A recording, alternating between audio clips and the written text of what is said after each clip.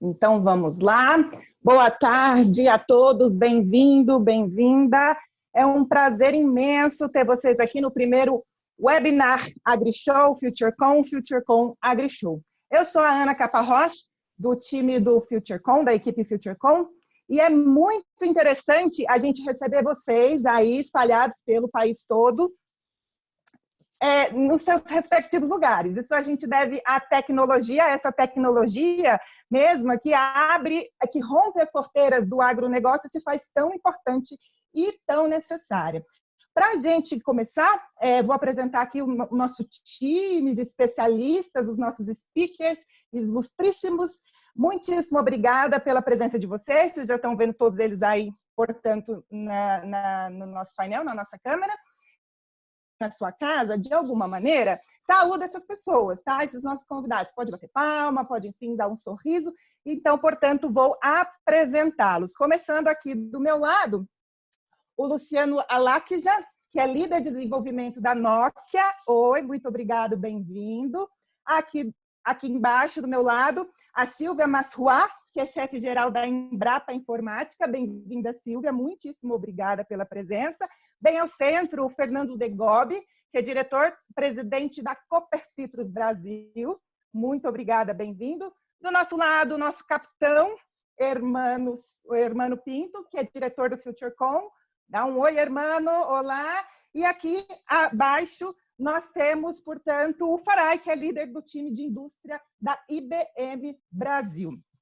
Muito obrigada mais uma vez, bem-vindos.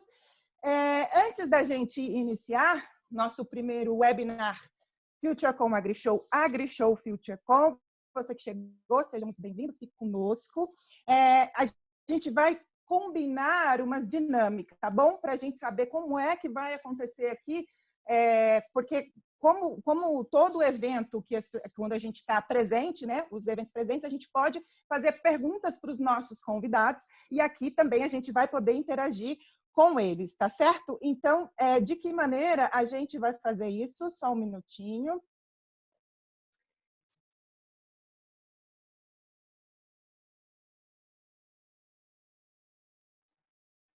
Um minutinho aqui, pessoal.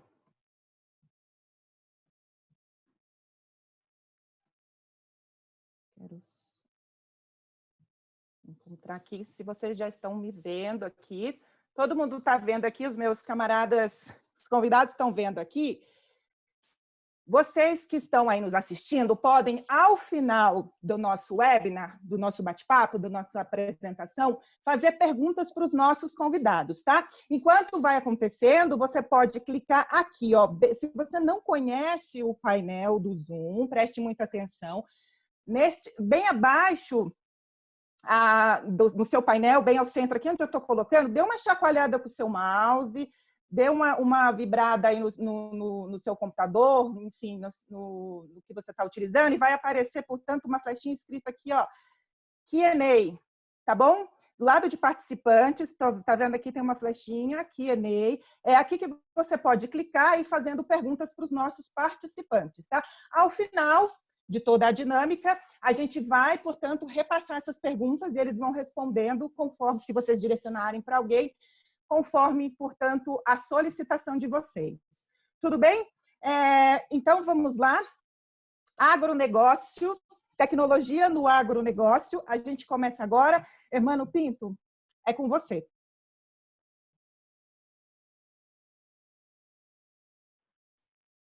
Obrigado, Ana.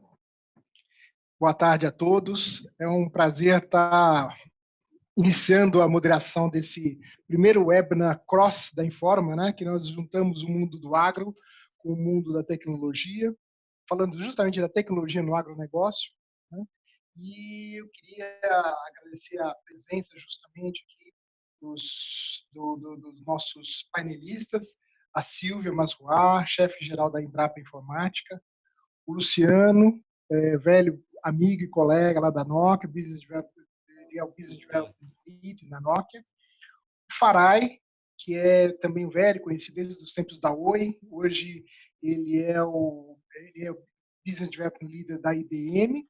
E o Fernando Degobi, né, que é o diretor-presidente da Cooper Citrus, realmente essas quatro pessoas irão abrilhantar bastante a nossa apresentação aqui, o nosso debate. Para iniciar, Ana, você muda aí?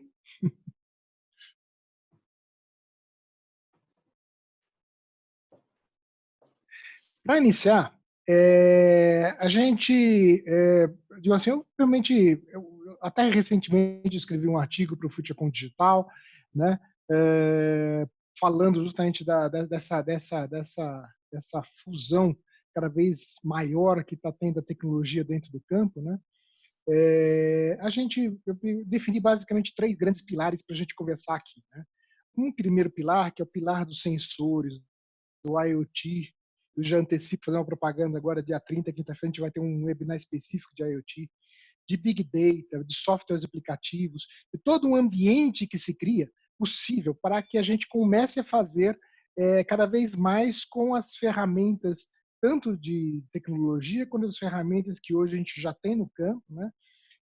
Para que a gente possa permitir análises mais específicas e projetos mais específicos.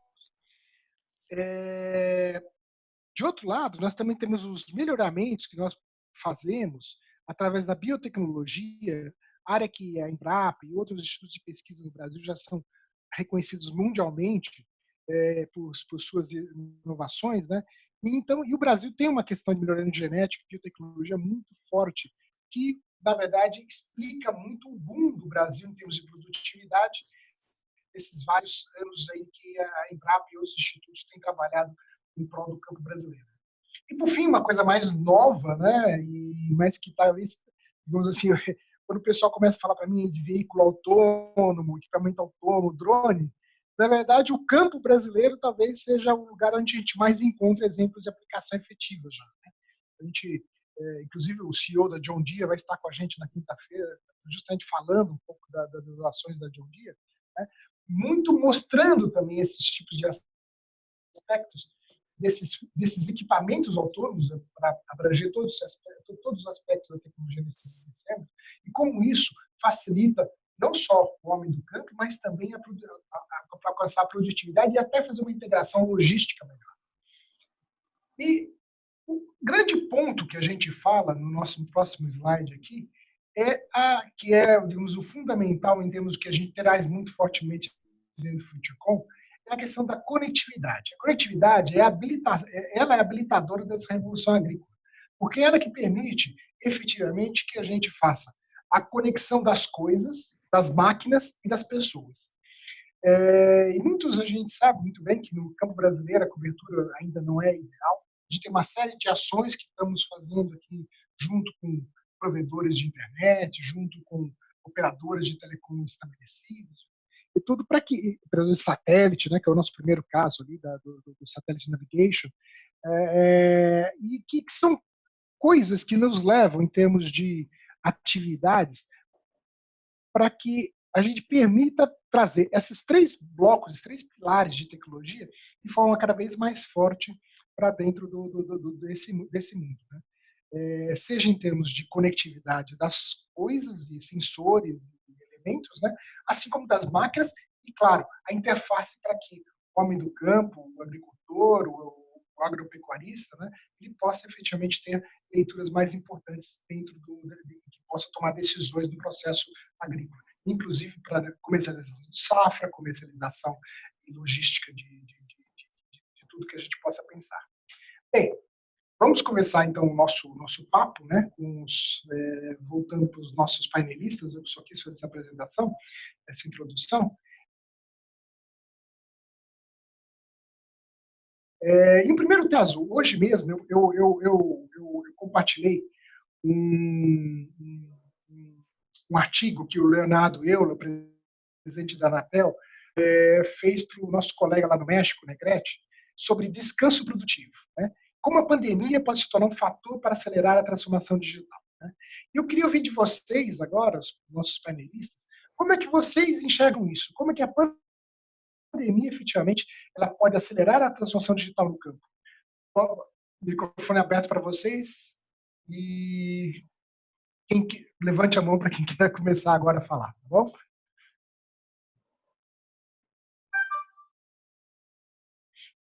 Posso começar, irmão. Se ninguém começar... Vai lá, Farai. Tranquilo, vamos lá. Primeiro, obrigado mais uma vez pelo convite. Um prazer conversar com os colegas, debater esse tema super importante nesse momento que é um pouco confuso, né, para a gente, um momento de uma certa incerteza.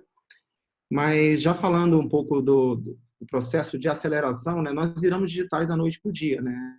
Todos os negócios já caminhavam, na nossa visão, para se digitalizar, né? Eu brinco que todos os negócios vão ser digitais, mas a gente não esperava que fosse no estalar de dedos. Então, de fato, acelerou, isso de fato pressionou. E aí eu não falo somente do agro, né? Todos os setores tiveram que se reinventar, alguns que já tinham capabilities.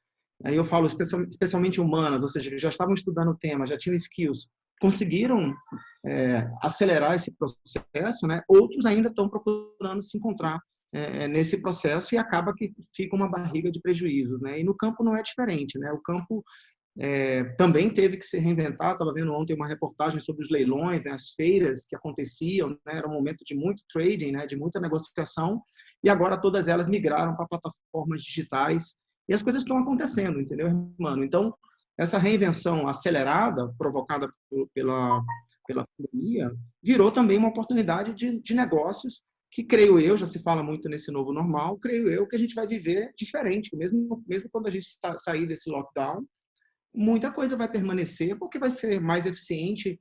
Eu brinco que as reuniões agora vão se transformar. O home office, que se tinha algum paradigma, foram todos quebrados, a gente consegue colaborar, consegue ser mais até produtivo em muitos cenários. No caso da IBM, a gente já praticava o home office há bastante tempo, né, bem pioneiro no assunto, então não foi tão uma quebra tanto, mas claro, né, você tem aquele contato e tal. Então, no campo, eu creio que as plataformas começaram a se acelerar. Já havia um processo forte de digitalização, de instrumentalização, né? Mas como você muito bem falou, o fundamento ainda é um tema, né? A conectividade, que é fundamento de tudo isso, ainda tem um tema. O Brasil é muito grande, tem uma geografia. O colega da NOA, que é o Luciano, deve falar um pouco sobre isso, né?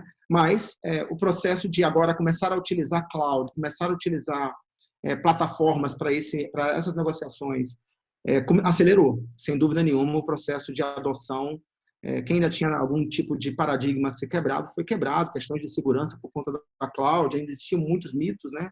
Isso tudo de um dia para a noite foi quebrado por uma questão até de sobrevivência do negócio. Como é que eu vou fazer o negócio a partir de agora, já que eu estou em casa, já que eu estou... E o agronegócio, ele é o motor desse país, né? É o que vai sustentar esse PIB, né? A gente vai ter um problema de PIB esse ano bem grave, mas ainda o ex-ministro Mandetta falou numa das primeiras entrevistas dele, olha, o agronegócio é para sustentar, a gente precisa alimentar esse povo ainda, sustentar essa cadeia, de nada adianta o lockdown se a comida não chegar na mesa, toda a logística e todo o motor, seja para exportação. E aí eu até acho, na minha visão, que por conta da alta do dólar, o setor agrícola, o PIB não vai ser tão afetado assim, por conta do poder de exportação que o Brasil ainda tem, mas óbvio, todo pequeno produtor vai sofrer, porque agora conseguir o microcrédito vai ser mais difícil do que estava antes, né? O dinheiro vai ficar mais escasso e a priorização vai ser para os elementos fundamentais, principalmente da saúde. Então, eu creio que a aceleração da transformação digital foi para todos. E o agronegócio também teve que participar desse processo, principalmente no uso de plataformas digitais. Perfeito, Farai. E quem gostaria de falar agora? Não, Fernando. Silvia. Silvia, Isso, por Silvia. favor, Silvia. Tudo bem. Não, é só complementando, como o Farai colocou, com certeza, o agro aí, toda essa mudança que a gente tem hoje no agro de ter virado aí de importadores de alimentos para grandes produtores exportadores, foi bem baseado na ciência, tecnologia e inovação nos últimos anos, que movimentou, né, que fez a gente ter esse protagonismo aí na agricultura mundial. E eu acho que essa pandemia, o que a gente sente é que mudanças que às vezes a gente não ia aderir demoraria décadas talvez para a gente aderir, principalmente no agro, até mesmo pela ser um setor mais tradicional, a questão de investimento, né? Então, eu vejo que a pandemia ela acelerou esse processo. Então, mesmo do ponto de vista, a pandemia ela vai ser um acelerador, e a ciência, a tecnologia e inovação que vão nos ajudar, estão nos ajudando, como o Farai colocou agora, a curto prazo, né? Isolamento social, as tecnologias digitais, no agro mesmo, aproximação dos fornecedores com os produtores, dos produtores com os consumidores, encurtando o caminho, né? Que muitas vezes a gente participando aí do agro, discutindo em vários painéis presenciais essa questão da revolução digital no agro, né, dessa necessidade de incorporação, e muitas vezes essa demanda ela não ficava tão evidente. Hoje está evidente para todos, então o agro em todo o setor, desde a pré-produção até a pós-produção, a gente percebeu uma demanda bem maior, e até pela temática, né, da Embrapa Informática, todo mundo procurando, seja startups, seja cooperativas, o próprio governo, todo mundo preocupado de como criar novos modelos de negócio para a gente continuar produzindo, né, e sendo agregando valor nas cadeias produtivas e acelerando todo esse processo. Então, eu li um artigo que fala justamente isso, que se a gente tinha alguma dúvida que o século XX acabou, que foi todo o desenvolvimento tecnológico, e está dando início ao século XXI, a pandemia vai deixar esse marco, né? E no agro, com certeza, eu acho que com essa pandemia a gente vai conseguir acelerar muito do que a gente vinha discutindo e vinha até testando, validando, né, várias tecnologias. Isso realmente reduz custo, agrega, além das metas agronômicas, que do ponto de vista da pesquisa a gente testava, a gente vem testando quanto essas tecnologias estão agregando valor, estão reduzindo custos, do ponto de vista ambiental também, o quanto elas ajudam a tornar a agricultura mais sustentável, tudo isso. E eu vejo que agora esse é o marco. A gente, sem dúvida, a ciência vai ajudar a gente nesse momento e também inovar a curto e médio prazo também, aí nos próximos 2 anos. Eu acho que a tecnologia e inovação vai ser o diferencial. E para esse Brasil, né, como o Brasil manter esse protagonismo na agricultura mundial, ser o grande referência e ajudar na produção de alimentos, ele vai precisar agregar valor. O próprio cenário internacional ou interno vai exigir que essas tecnologias sejam incorporadas para ele aumentar a produção, produtividade e tudo mais. Então, eu vejo que realmente é um marco para o nosso setor e que muito bem-vindo nesse sentido de acelerar o futuro. Exato, exato. Muito bem colocado, Silvia. Outro dia mesmo eu estava lendo um artigo de um historiador que chamava o século XX de século breve e chamava o século XXI do século ainda por ser definido, né? E é o que você está colocando. A gente ainda está engatinhando com uma série de coisas, mas vemos uma transformação imensa acontecendo em vários processos. E uma das crenças nossas é realmente que com esse momento que a gente está vivendo, né, muita coisa vai ser acelerada. Eu até vi alguém colocou uma questão aqui sobre a questão de desperdício, né? É muito interessante, porque outro dia conversando com o ministro Tarcísio e o secretário Diogo Piloni, lá do Ministério da Infraestrutura, eles comentaram muito sobre a questão da logística para o agro. Como é que a gente implementando processos digitais, processos de transformação digital na logística do agro, como a gente vai reduzir ao extremo as perdas de desperdício e, com isso, aumentar nossa capacidade de exportação de alimentos para fora, né? Então, o digital passa por aí também, né? Bom, tinha mais uma pessoa, a Luciana, que estava querendo comentar alguma coisa? Eu ia falar. Estão me ouvindo? Fernando, Fernando por favor. Degobi. Não, é importante falar um pouquinho da nossa atividade. Nós somos uma cooperativa de produção, temos 38 mil associados, mais de 90% do nosso quadro são produtores de pequena e média escala, então tem muita interação com o campo. A primeira dificuldade que a gente teve foi realmente ter o reconhecimento da cadeia de produção agrícola como uma atividade essencial. Então, os primeiros decretos que saíram, o primeiro decreto federal, depois teve o estadual aqui de São Paulo, Minas, não estava muito claro isso. Alguns decretos classificavam lojas PET como uma atividade essencial, mas não tinham uma cobertura para o fornecimento de insumos para assistência técnica no campo. E isso deu até um pouco de insegurança dos agrônomos, de quem tinha que sair para prestar o serviço. Tem uma atividade muito intensa de logística no campo. E aí a gente teve aí, começou com o Gustavo Junqueira, gravou um vídeo, mandou para as prefeituras, e aí as prefeituras começaram também a entender que o agro é uma atividade essencial. Isso deu para a gente segurança e a gente conseguiu realmente deixar o agro bastante ativo. Então, com relação às reuniões, à parte estratégica, eu acho que vai voltar diferente.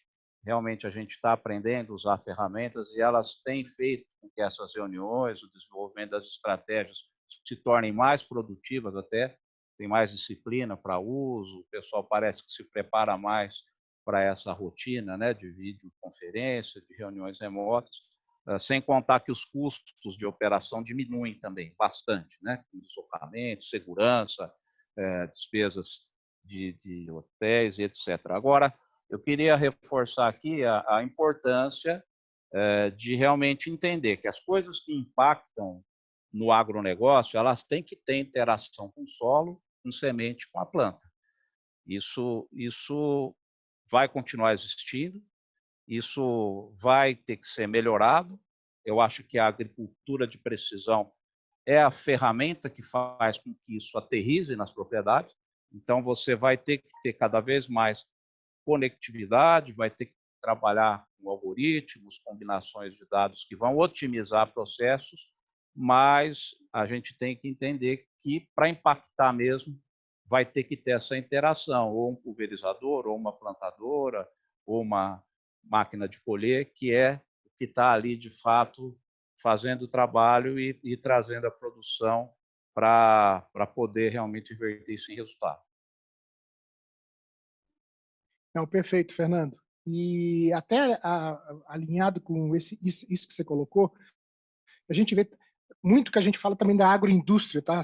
São aspectos que a gente pode realmente implementar, como, por exemplo, seleção de frutas para exportação, através de função de imagens, inteligência artificial para a gente fazer identificação melhor de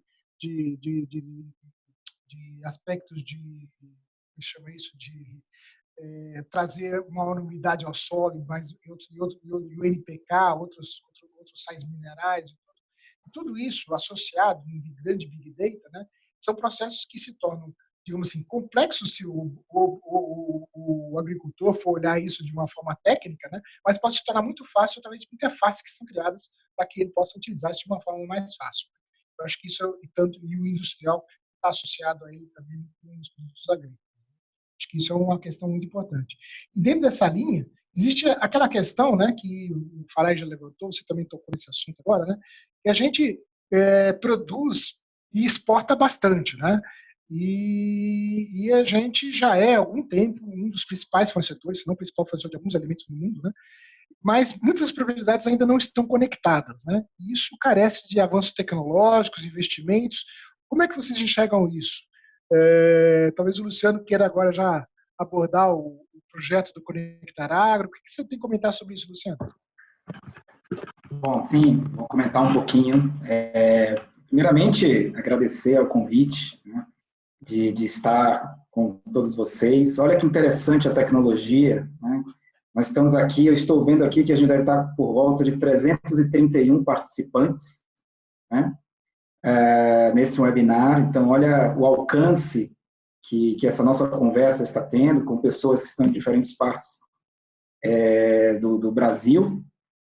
E o que é interessante, viabilizado pela tecnologia. Ainda bem que estamos preparados para esse momento, do ponto de vista tecnológico, né? Imagine se nós tivéssemos, enfim, 20 anos atrás, ainda sem o acesso a tanta tecnologia que foi desenvolvida nesses últimos 20 anos, né? O quão mais difícil seria para todos nós enfrentarmos um momento como esse, né?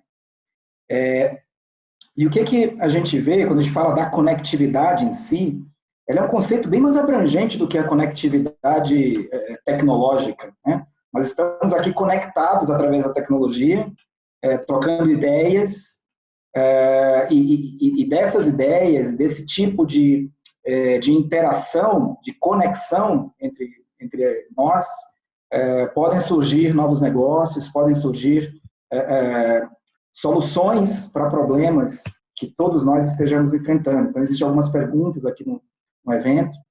Então, o que eu queria primeiro posicionar é que o que a gente está vivenciando, né? Quando a gente fala do processo de digitalização, da necessidade da conectividade, na verdade, são ferramentas para que a gente possa lidar com esse grande fenômeno que ele está afetando diretamente o nosso comportamento. Então, cada vez mais a gente vê o quanto que o mundo digital, o quanto que as tecnologias digitais já fazem parte do nosso dia a dia e hoje podem se transformar em soluções para mudanças de comportamento, para mudanças de processos produtivos nas cadeias, inclusive do agro, de modo que a gente possa não apenas continuar prosseguindo com os nossos negócios, com as nossas vidas, mas, como foi colocado, a gente sentir na pele o quanto que essas novas tecnologias podem, inclusive, aumentar a nossa produtividade.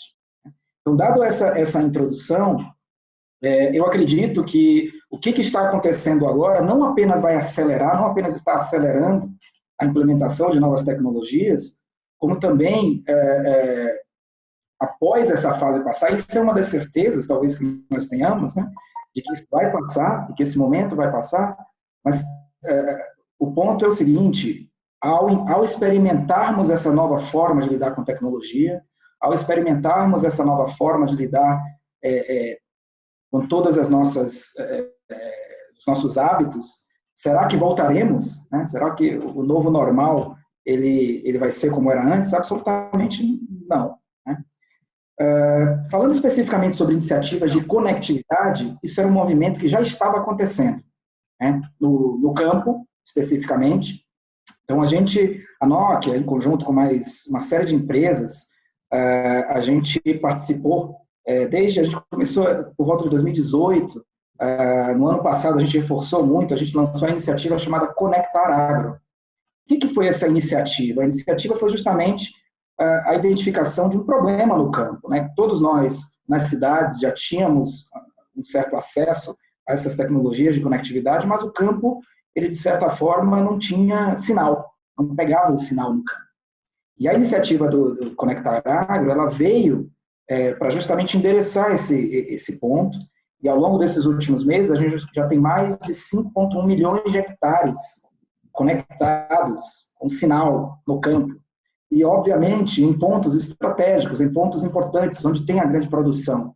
A gente está falando de Mato Grosso, Bahia, região de Goiás, região de São Paulo, e nas grandes, não apenas nas grandes produtoras, mas também em um modelo de negócio que permite que as cooperativas também possam ter acesso a essa conectividade.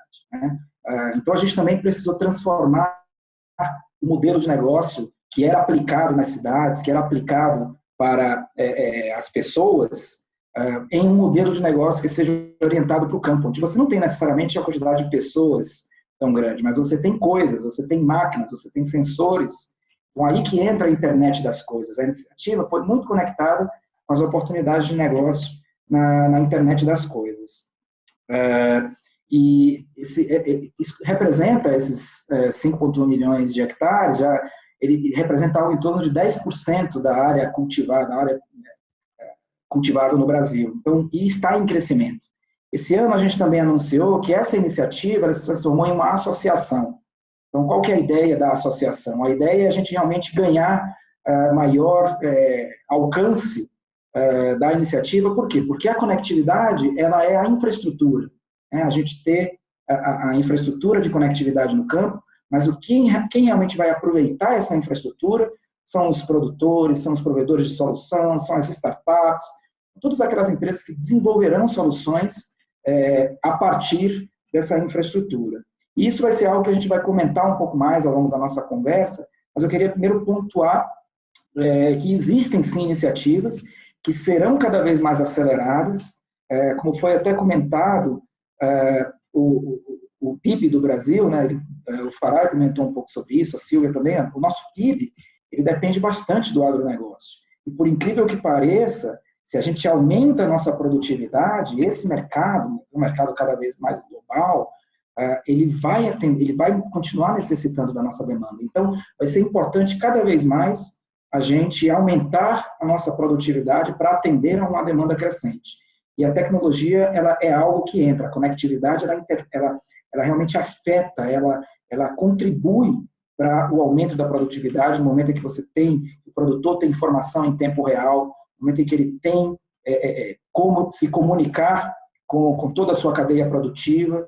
Então, a gente está vivenciando na prática, agora, é a hora da verdade na tecnologia aplicada ao agronegócio. Perfeito, Luciano. Inclusive, como você disse, a gente vai abordar depois outros aspectos de outras tecnologias que são usadas no campo. Eu sei que o pessoal já deve estar interessado em ouvir falar de LoRa e outras coisas mais, né? Mas outro dia, na AgriShow do ano passado, eu tive uma reunião com alguns agricultores da região do Mato Grosso. E poucas pessoas sabem, mas a BR-163, né? Talvez a gente fique muito falando daqui da 101, né? Que é aqui próximo ao litoral, mas a BR-163 ela liga desde o Rio Grande do Sul, lá de Tenente Portela, até Santarém, lá no Pará. Né? É uma rodovia extremamente importante para o nosso mundo agrícola. E o pessoal estava comentando justamente que se passa com a fibra ótica na rodovia, mas passa pela rodovia. Como é que você depois leva aquilo para dentro da propriedade rural? De como que é Oi? Fará, você quer fazer um comentário? Por favor. Gostaria de pegar um gancho também da Silvia. Essa pavimentação, né? Eu brinco que a conectividade é pavimentar a estrada para que depois as aplicações de negócio nasçam, né? E nessa linha de que o campo vinha, de fato, adotando muita tecnologia, estudando muito, e esse processo ele precipita a adoção. Não precipita no bom sentido, ele acelera o processo de adoção de tecnologias que já estavam em estudo.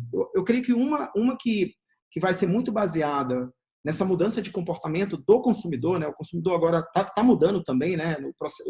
As empresas estão mudando, mas principalmente voltadas para esse consumidor, é essa exigência hoje muito mais intensa de eu saber a procedência daquele produto que está na minha mesa. Eu quero saber de onde ele veio. Eu quero saber se ele tem todas as certificações, se ele foi produzido através de uma agricultura sustentável. Ou seja, todo esse processo é uma exigência que já vinha se intensificando na nossa geração, e o meu filho mais ainda. Meu filho, quando vai comigo no supermercado, ele não vai mais, né? Mas quando ele ia, ele pergunta que esse produto é orgânico, pai, a procedência dele, eles se preocupam até na formação deles. Então, uma das coisas, Hermano, que você falou muito bem, a questão logística, né? É uma cadeia muito segmentada, a cadeia do agro, é a necessidade dessa integração. E aí começa os estudos, né, e principalmente a adoção de soluções como o blockchain, soluções que vão permitir que a gente saiba exatamente de onde veio aquele produto, quais as certificações que ele teve, se ele passou por todos os processos de aferição da sua qualidade, se ele tem todos os documentos para que ele chegue na mesa e eu consigo, através de um QR Code, chegar perto do produto e dizer, realmente, ele está aqui, a procedência. Então, esse é um tipo de solução que vai se intensificar, já existem, né, várias soluções. A IBM, por exemplo, tem o seu Food Trust, que nasceu de um problema, né, nasceu na China de um problema com carne de porco, né, da origem, da procedência disso, e hoje várias grandes empresas globais, né, mundiais, já utilizam o Food Trust como uma forma de rastreabilidade dos produtos. Eu estou citando o exemplo da IBM, só como um exemplo, existem outras soluções. O fato é que essa é uma solução que eu diria que vai ser intensificada a sua adoção com o processo da pandemia por esse comportamento do consumidor. Perfeito, Fará. Inclusive, esse assunto do blockchain, a gente fez semana passada, eu fiz uma entrevista com o presidente do diretor-geral da área de intermodalidade do Grupo Maersk. E justamente a Maersk tem um projeto com a IBM chamado TradeLens, né, que é para você garantir a rastreabilidade das cargas. E ela tem, como ele estava até colocando isso, uma função muito importante justamente para mercados europeus que consomem alimentos brasileiros, para justamente ter certificado de origem, é o que você estava colocando. Né? Bem, voltando agora para a Silvia, eu tenho uma perguntinha para ela, como que a Embrapa está se posicionando nesse cenário da transformação digital e como que o seu setor específico, o setor de TI, né, tem atuado diante dos desafios e oportunidades dessa pandemia. Podia comentar um pouco, Silvia? não. Então, acho que é até importante colocar, né? A Embrapa, ela logo que começou, pelo tamanho do país, né? 42 unidades no país. Logo que começou a questão da quarentena, a Embrapa, em uma semana, ela colocou todos os seus empregados em teletrabalho ou processo de revezamento para serviços essenciais. É comum nas grandes multinacionais, a gente também faz com os nossos colegas que estão nos Estados Unidos e na Europa, mas esse modelo de teletrabalho ainda não estava sendo tão incentivado na empresa. E nesse momento, em uma semana, a gente, justamente por já estar trabalhando com a tecnologia, ela conseguiu colocar, continuar os seus projetos de pesquisa, inclusive em campo, aí nas outras unidades da Embrapa, e a nossa unidade, por ser um centro de pesquisa da Embrapa em TI no agro, a gente vem desenvolvendo ao longo dos anos, em parceria com as outras unidades, várias ações para a gente poder acelerar esse momento. Só para dar um exemplo, pegar uma fala aí do Degop, que ele comentou que a agricultura de precisão, que a agricultura ela vai ser fundamental nesse momento. Na verdade, a agricultura de precisão ela já existe, né? Há muitos anos que várias empresas, né, a própria Cooper Citrus é uma empresa que já adota, várias empresas, vários setores já adotam, mas o que acontece? Hoje a gente está falando de diferentes tipos de dados, então você tem sensores para análise de solo, você tem imagens capturando drones para monitorar a lavoura, você tem imagens de satélite em diferentes resoluções, você tem estações agrometeorológicas, colheitadeiras que estimam a produtividade por talhão, pulverizadores, tudo isso gera dado escalar, gera vários tipos de dados heterogêneos. E aí vem a proposta do IoT que o Luciano colocou, que é um desafio nas grandes cidades, na indústria, mas no agro ele se torna um desafio no sentido de ajudar nessa integração de dados heterogêneos, comunicação máquina-máquina, comunicação máquina-pessoa, e transformar esse dado bruto em informação e conhecimento útil para apoio à tomada de decisão do produtor. Então, quando a gente se posiciona e vê toda essa revolução digital que está acontecendo, a gente vê que fica muito claro que nesse momento é esse momento de realmente a gente adotar essas tecnologias, porque isso vai fazer a diferença para os produtores que conseguirem se adotarem primeiro, né, essa tecnologia. No caso da Embrapa, a gente tem, até quando você colocou o seu primeiro slide, Hermano, das áreas, né, você falou do melhoramento genético, da biotecnologia, depois você comentou da agricultura de precisão, de sensores, de softwares e aplicativos, e a parte mais dos drones e tal. A Embrapa, ela trabalha com a pesquisa, né, de modo transversal, com tecnologias digitais, desde a pré-produção até a pós-produção. Então, só para te dar um exemplo, na área de pré-produção, melhoramento genético, recentemente foi lançado aí uma tecnologia que chama Tambaclus, em parceria, né, a Embrapa Recursos Genéticos, a Embrapa Palmas, lá no Tocantins, e a gente, da Embrapa Informática, fez toda uma análise de dados genômico para melhorar a produtividade de tambaqui, que é uma grande força aí nova de proteína animal no país. E o quê? Para fazer toda essa parte de análise de dados genômicos, para você não cruzar, né, parentes, para poder aumentar a produtividade de tambaqui, por detrás disso você tem tudo tecnologia digital, você tem Big Data, você tem análise de dados, isso tudo já vem sendo feito, colocando assim um exemplo, né? Um outro exemplo, quando a gente vai lá para dentro da porteira, vamos colocar assim, do plantio até a colheita. Então, a gente vem trabalhando com modelos climáticos para você trabalhar com a melhor janela de plantio, que para um produtor plantar. Tudo isso, por detrás disso, a gente hoje na Embrapa recebe dados de estações meteorológicas, de ANA, INEMET, de vários, processa esses dados, gera os modelos climáticos, gera cenários agrícolas, trabalhamos com o Ministério, a gente funciona, passa esses modelos para o Ministério, ajuda nessa modelagem de cenários, tudo por detrás disso tem TI. Um outro exemplo, a gente hoje, não sei se vocês lembram, no lançamento do Plano Safra, o ano passado, a própria ministra lançou um aplicativo que chamava Plantio Certo, que ela usa Aparentemente, um aplicativo simples. Ele ali, o produtor chega, fala onde quer plantar, ele mostra a janela de plantio com a matriz de risco. Mas o que acontece? Que por detrás lá tem os vários tipos de solo daquela região, os modelos climáticos, tudo isso, gente, tem muito Big Data, muito processamento de alto desempenho, tem muita inteligência artificial.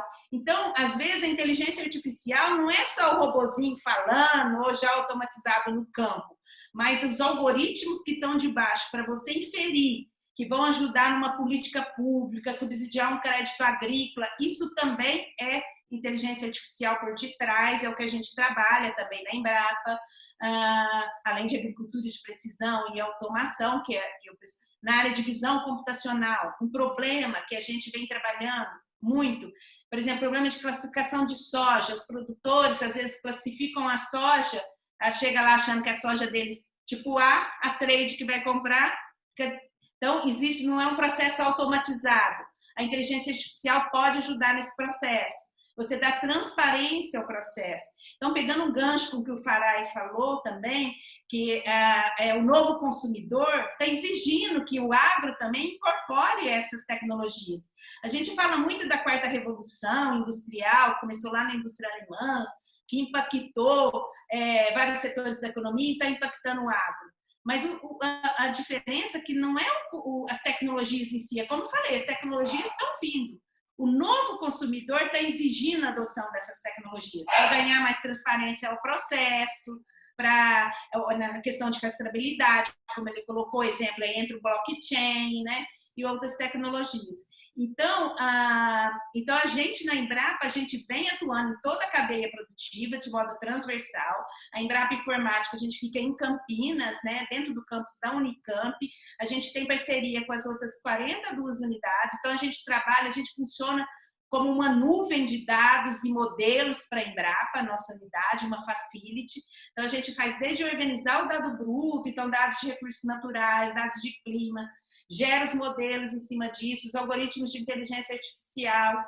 O ano passado, no próprio AgriShow, a gente lançou uma plataforma que chama AgroAPI, que é um modelo de você trabalhar em parceria com empresas privadas e startups, porque a gente gera esses dados, modelos que vêm da pesquisa, mas muitas vezes eles são de interesse de empresas privadas que vão prestar serviços no agro. Então, no sentido de fomentar essa prestação de serviços no agro, que é importante, a gente lançou no AgriShow do ano passado, e hoje a gente já tem bastante parceria com startups e com empresas privadas, e inclusive com extensão rural também, Emater, que utilizam esses dados para prestar serviço de um novo modelo, de uma nova forma, usando informação, conteúdo digital, modelos e tudo mais.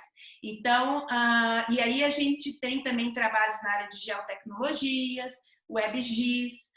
Só para dar um exemplo para vocês, quando começou toda essa questão da pandemia, toda a parte de perda agrícola do Proagro ia um técnico presencial conferir, né, se teve a perda ou não.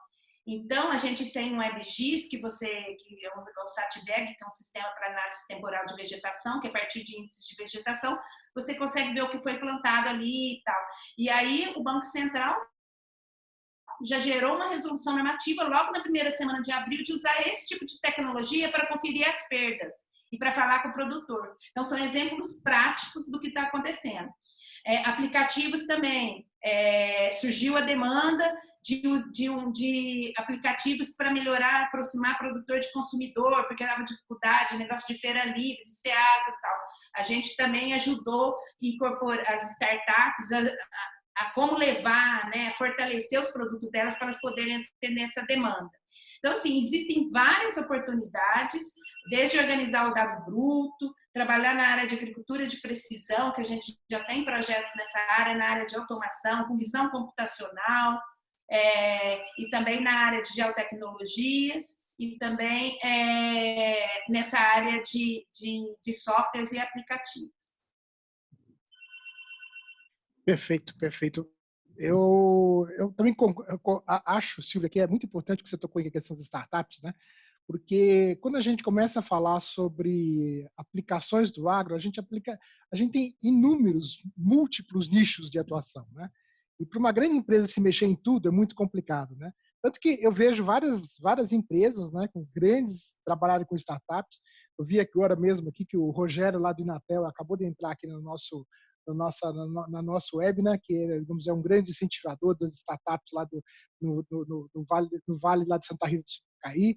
Tá o Sérgio também aqui lá de Uberlândia, o pessoal que trabalha junto ao Algar, o Brain da Algar, também muito focado no agronegócio, o pessoal de Piracicaba aqui também. E a gente acredita muito que realmente as startups elas têm uma função primordial nesse processo, para que a gente possa realmente achar soluções específicas para casos específicos, né? E depois escalar isso, claro, para uma forma adequada, né? Bom, eu queria agora também fazer você tocou no assunto que também me leva a uma questão que eu queria fazer para o Fernando, né? Como é que é o trabalho das cooperativas nesse cenário, né? E que medidas a Copercitos tem tomado para que a tecnologia esteja cada vez mais presente no campo e principalmente com seus cooperados, né? Como é que é isso, Fernando? Ó, irmão, a gente tem uma prática aqui que já vem fazendo há uns 3 anos, que é uma expressão que nós criamos aqui, que ela fala que a gente precisa desembarcar a tecnologia e a inovação nas propriedades rurais. E isso é um conceito de que o produtor ele demanda em situações pontuais. Ele vai demandar um piloto automático quando ele está plantando, ele não demanda o piloto automático o ano inteiro. É um ativo que custa $20 mil, $15 mil com a base de correção. Então, o médio e um pequeno produtor, se isso vem muito embarcado nas máquinas, está ocupando uma parte do orçamento dele que ele não tem para gastar, ele deixa de investir em outras coisas, e isso nos Estados Unidos a cada 2, 3 anos é trocado. E quando você olha aqui, mesmo o grande produtor, eu vou em muita propriedade, eu encontro o trator com 10 anos, 12 anos, 15 anos trabalhando. E a gente precisa realmente entender que nós precisamos disponibilizar uma tecnologia que seja útil, que impacte e que aconteça na hora que o produtor precisa. Então, um exemplo que a gente tem feito aqui e que tem causado muito impacto, a gente já tem 4 vantes aqui, o Asa Fixa, com câmera multispectral, faz um levantamento 3D muito preciso, e a gente tem feito projetos de conservação de solo e de plantio. Então, tem casos aí, já fizemos mais de 100 projetos no ano passado, casos em café, em laranja, em cana, que através desses algoritmos, otimizando as linhas de plantio, colocando os carreadores numa posição melhor, diminuindo manobras, você consegue colocar, às vezes, 10% a mais de plantas na mesma área. Então, é uma tecnologia extremamente impactante. Você reduz 20% de manobra, você economiza diesel, tem a ver com sustentabilidade, você melhora resultado. E aí esse produtor lá de 15 hectares, no caso em Araxá que a gente fez lá, de café, ele não tem como comprar um. Aí ele olha aquele projeto e fala, pô, legal, bacana, achei muito bonito isso aqui, eu vou ganhar se eu plantar o café dessa forma.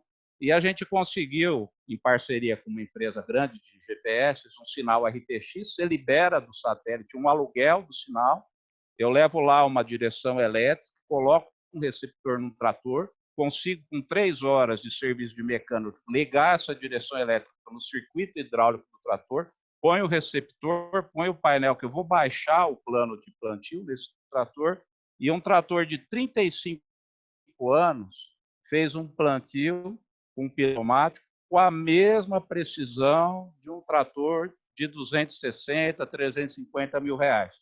Isso custa R$850 por dia de aluguel. Em um dia, você consegue render mais ou menos 12 hectares de plantio. Em um dia, a gente conseguiu ir lá plantar esse café. Então, você imagina uma cultura que tem um ciclo de 25, 30 anos, o que significa para esse produtor colocar 10% a mais de plantas nessa área que ele plantou, reduzir 15, 20% de manobras, otimizar o uso das máquinas e conseguir implementar isso só na hora que ele precisou, na hora do plantio. Então, esse é um dos exemplos dos serviços que a gente tem feito, e eu acho que a gente tem sempre que buscar priorizar as coisas que têm impacto. Eu tive recentemente fazendo um trabalho lá em Tel Aviv, com uma universidade lá de Israel, que apoia muito startups. Hoje lá em Israel tem 6.300 startups. tem mais ou menos 450 voltadas para o agro, e o índice de sucesso, infelizmente, tem caído muito. Hoje, o índice de sucesso lá é menos que 4% dessas startups, porque muita gente acha que pode resolver problema e, na verdade, você só vai resolver se você entender como impacta. A pergunta que eu faço é o seguinte, dos jovens inovadores, das startups que estão surgindo aí para o agro, quantas pessoas conhecem como funciona a rotina de um plantio de soja, uma colheita de algodão, um cultivo de cana? Então, antes de apresentar a solução, é muito importante incentivar o jovem a ir lá, conseguir entender o processo de produção. E já respondendo, a gente está com uma audiência ilustre, o Chiquinho Maturo, presidente da AgriShow, mandou uma pergunta aqui, respondendo a pergunta do Chiquinho, isso não vai acabar. Isso não vai acabar. Nós vamos ter que ir para o campo, vamos ter que ouvir, vamos ter que entender. Esse relacionamento é fundamental, porque a partir do momento que você entende os processos, você consegue fazer com que tenha impacto. Então, a palavra que eu mais ouvi nesse curso que eu fiz lá foi impacto. Então, tudo que não impacta, descarta. Perfeito, perfeito. Olha, Fernando, é exatamente isso. A gente percebe muito que tem muitas ideias, né? Às vezes a gente eu participo muito de encontros com startups, né? E até proponho algumas mentorias para isso, né? Mas é o que você falou, precisa botar a mão na massa ou a mão na terra para perceber efetivamente quais são as demandas efetivas do campo, né? E por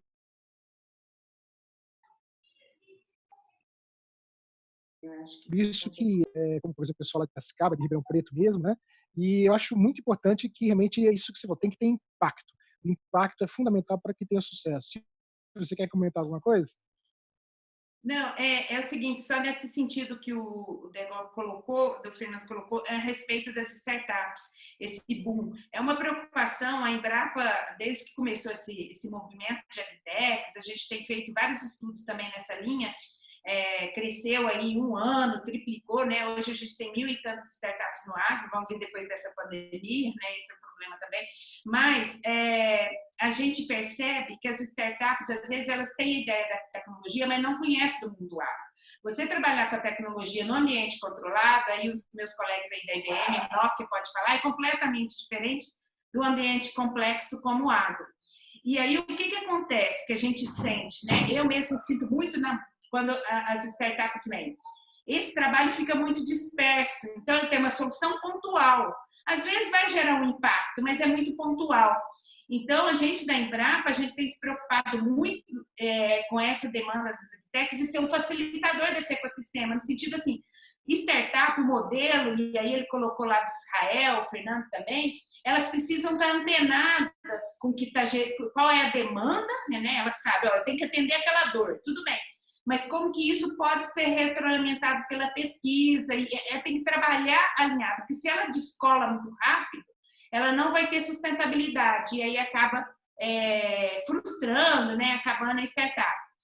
Então, eu vejo que esse movimento de agritechs, ele ainda tem um potencial muito grande no país, mas ele precisa ser melhor trabalhado. A Embrapa tem feito esforço nisso, seja por cadeia produtiva, né? A gente tem o Ideas for Milk, que é para leite, pontos para inovação, a gente chama as startups com investidores, ela tem ajudado nesse movimento, como tem também a Exalc, o Agritech Garage e outros, né, o AgriHub em Cuiabá, vários polos, mas a gente ainda precisa trabalhar mais conectado nesse sentido para que realmente a gente gere tecnologias de impacto que vão fazer esse salto no Brasil. Senão vão ser experimentos, mas a gente não vai conseguir dar esse impacto que a gente quer. Então, eu acho que isso é um ponto que a gente precisa trabalhar melhor no país como um todo. A Embrapa tem se empenhado nisso, porque a Embrapa, por ser uma empresa de pesquisa, ela sabe que precisa dessas startups de uma maneira mais ágil para a inovação chegar no campo,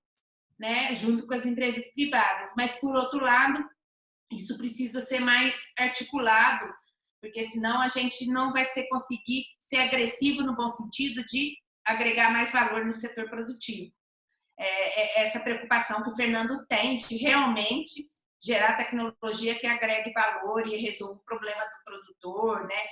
Porque o grande produtor ele tem mais condição de comprar as tecnologias, adotar, testar. Mas o pequeno e médio normalmente vai ser via associações, cooperativas, tal. Então a gente precisa de trabalhar melhor esse ecossistema de agricultura digital de uma forma mais organizada, né? Seja institutos de pesquisa, universidades, empresas, e empresas privadas, cooperativas, todo mundo mais alinhado no sentido de promover esse salto no país. Silvia. Acho perfeito, Silvia. Só fazer um comentário, Farai. Acho que é muito legal o que você colocou. O Conectar Agro nasceu em 2018 dentro do FutureCon, né? A ideia rolou lá no meetup que a gente teve, né? Quem sabe agora você não está lançando aqui no nosso webinar aqui o Conectar Tecnologia, para torná-la acessível, né? Eu acho que é isso que é fundamental. Muitas vezes a gente faz isso acho que eu estou desse lado também da crítica como engenheiro, né? Às vezes a gente faz um negócio que é excelente, maravilhoso, ideal, mas demanda um investimento que não é razoável para a grande maioria dos usuários, né? Eu acho que tecnologia acessível e conhecimento para tornar isso acessível é fundamental. Comente, Farai.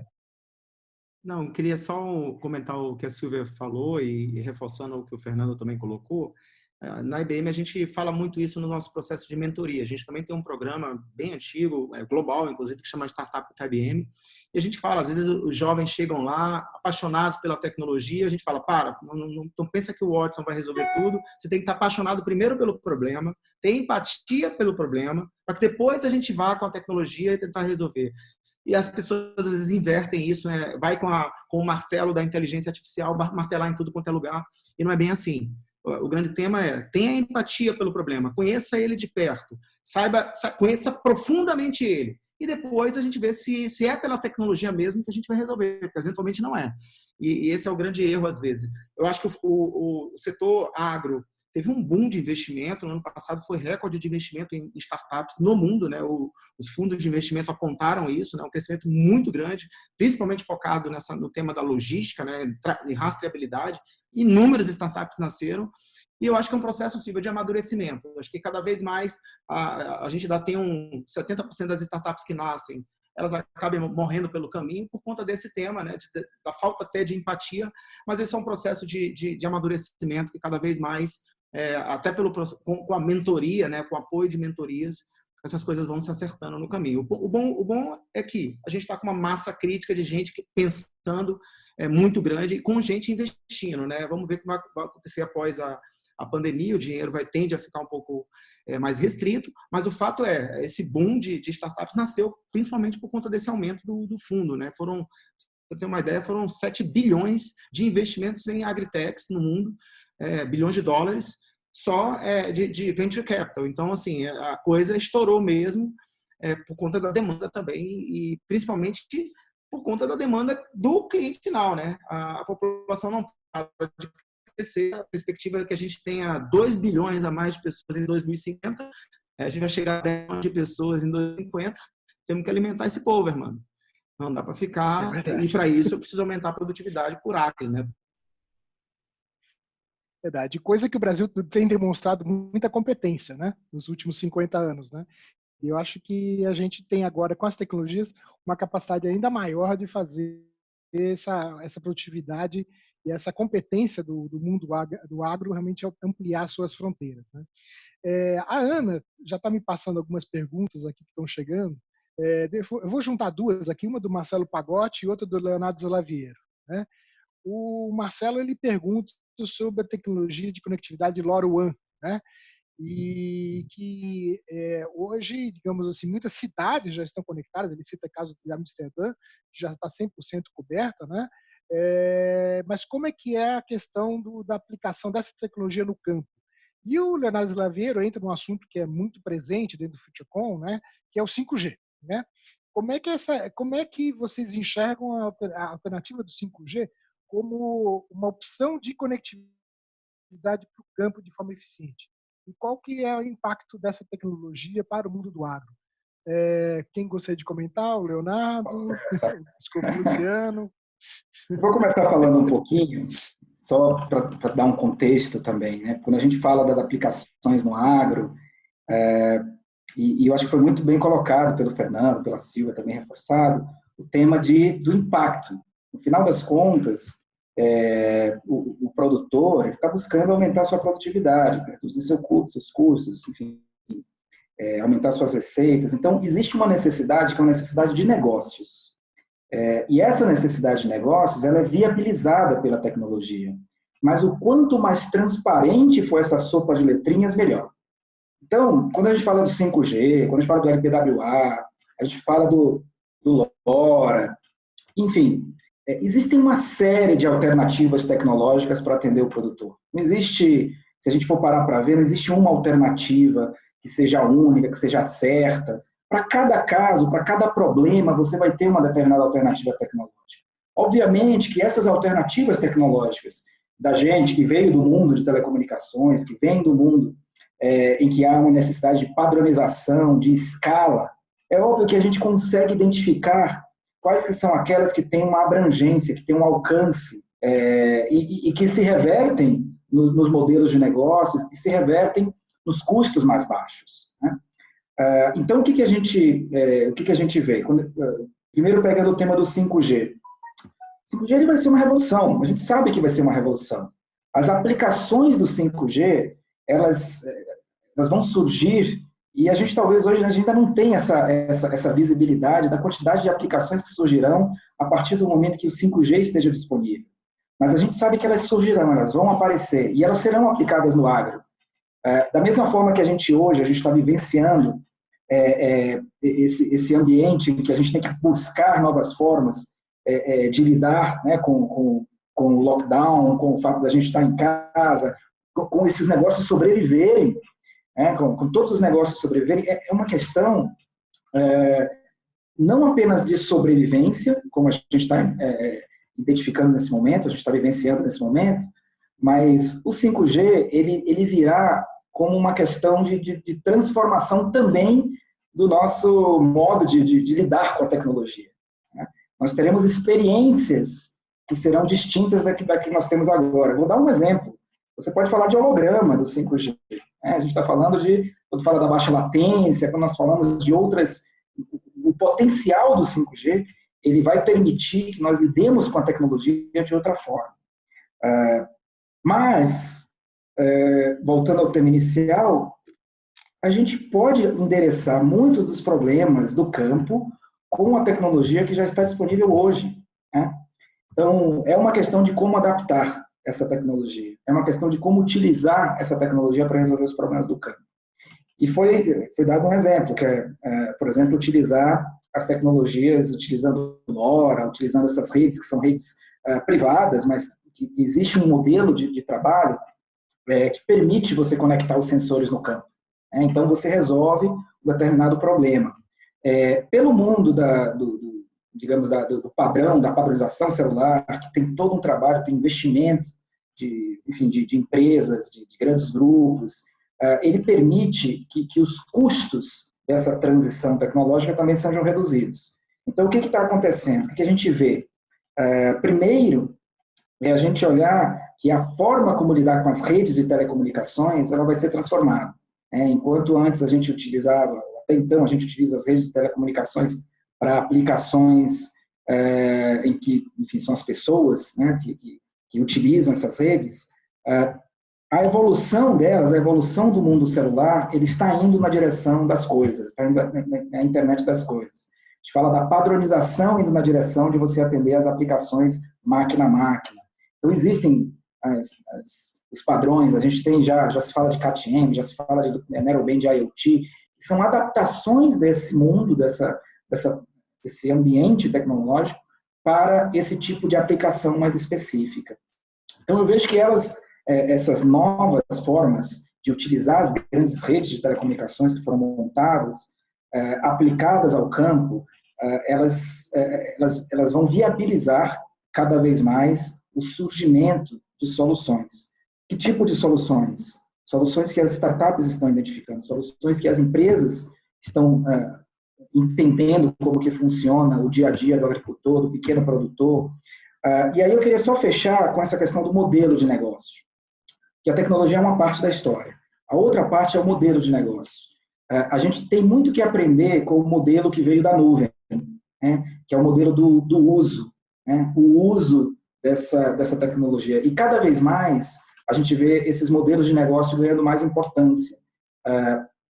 Hoje, a propriedade, o conceito de propriedade de veículo, o conceito de propriedade de diversos tipos de ativos, de casa, né? Isso já passou por uma transformação. Então, quem sabe a propriedade do maquinário agrícola possa se transformar também. E aí o produtor, que é o pequeno produtor, ele pode ter acesso a maquinário de alta capacidade pelo tempo, pelo uso, pela sua necessidade.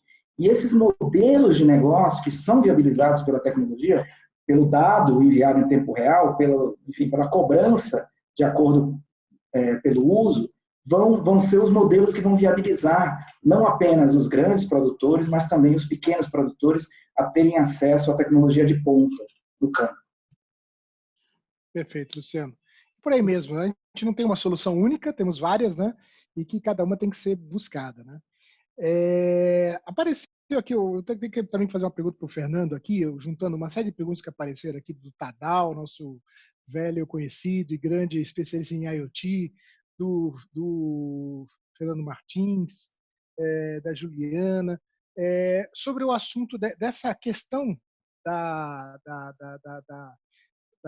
dos segmentos que mais se desenvolvem com toda essa transformação digital, né? Nós falamos aqui de novas tecnologias digitais, agricultura de precisão, logística, automação agrícola, outros aspectos, né, que a gente já tocou, né?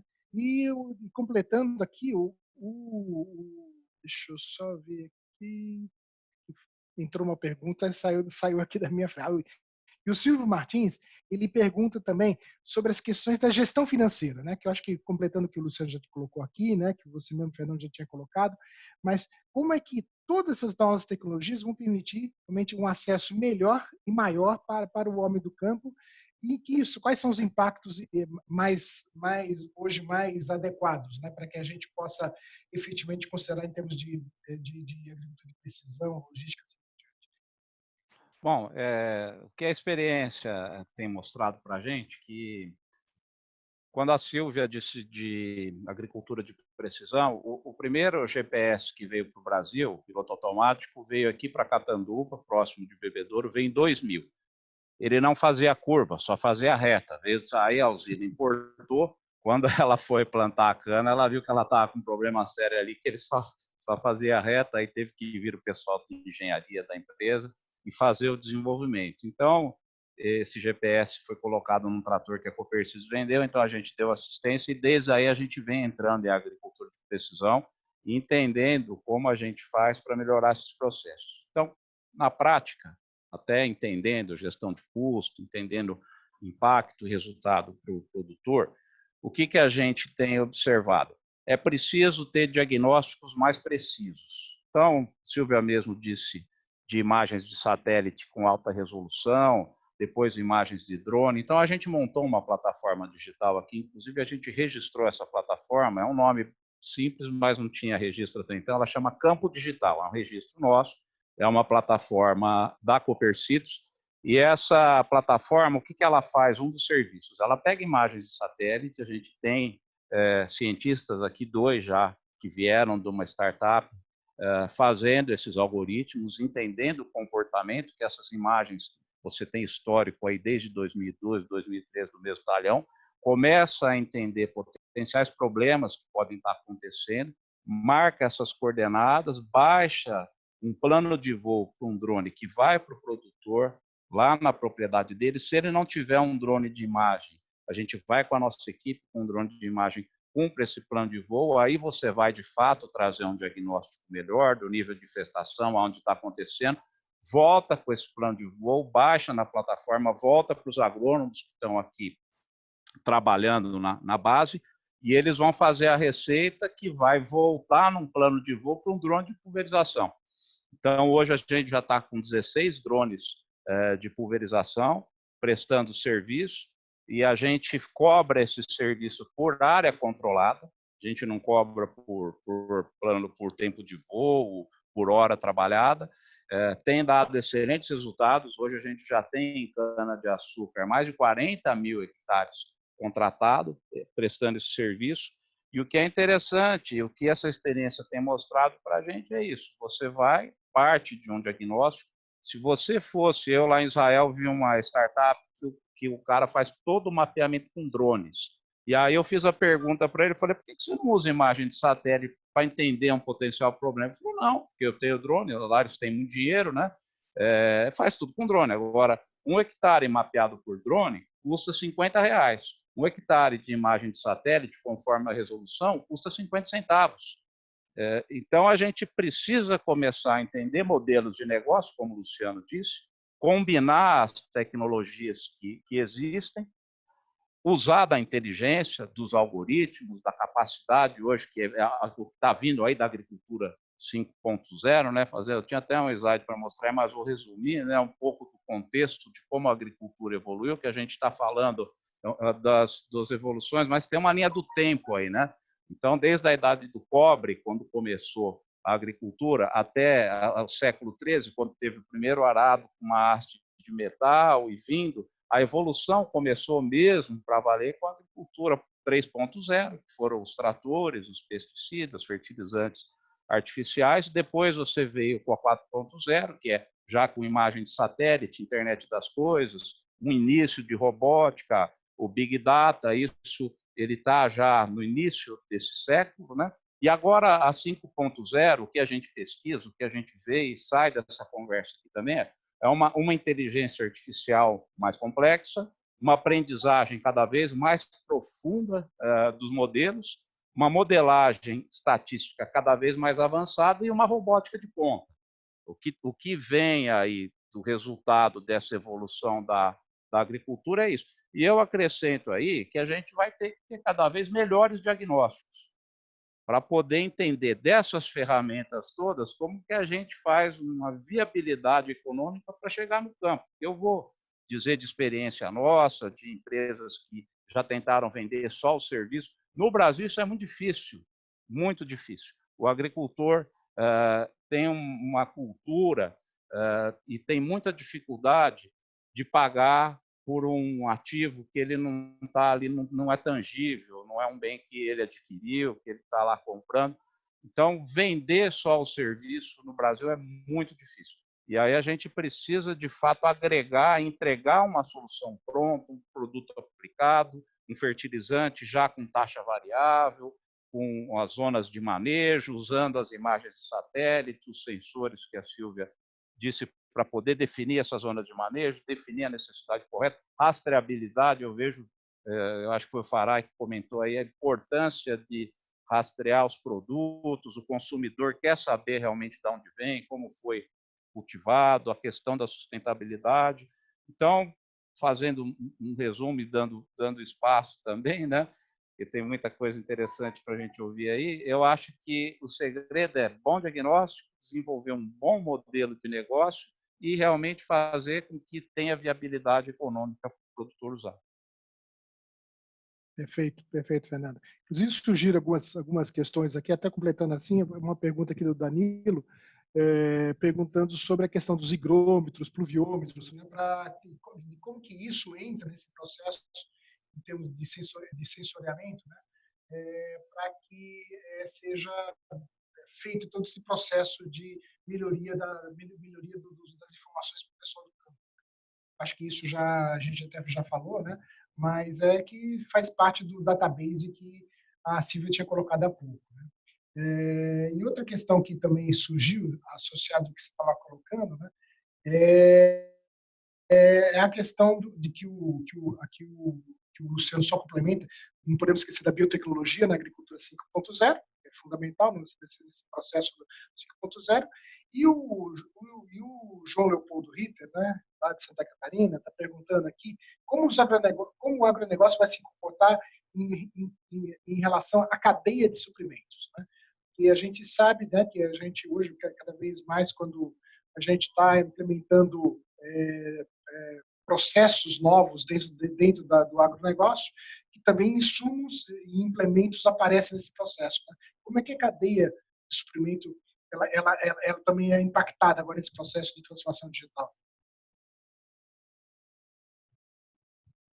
Pode ser para você, Fernando. Vai lá, Fernando.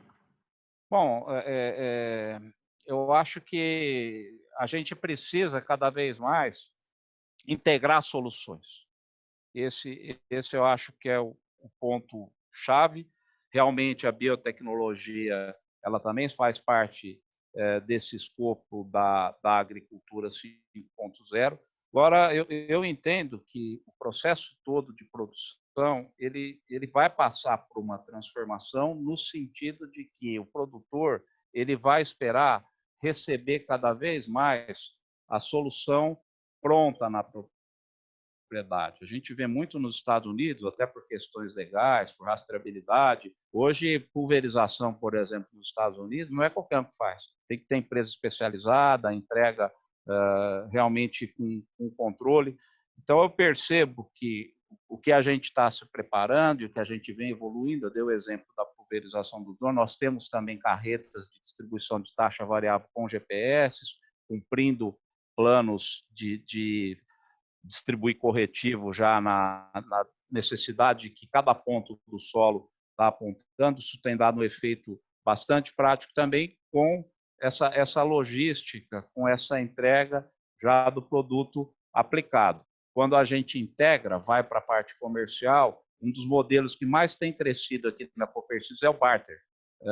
Você olha, por exemplo, o cenário que o café está hoje, né? Então, o café está muito bom futuro, a safra começa aqui em termos de junho, mais ou menos, na maior parte das regiões, e apesar de nós temos uma safra cheia, provavelmente uma safra histórica, com essa variação cambial, preços em reais muito bons nesse momento, então, diversos produtores já antecipando suas demandas de serviços, de produtos, usando a ferramenta do barter, pagando com a safra futura que vai acontecer a partir de julho. Então, isso tudo remete à integração, a controle, à rastreabilidade, a processos já aplicados.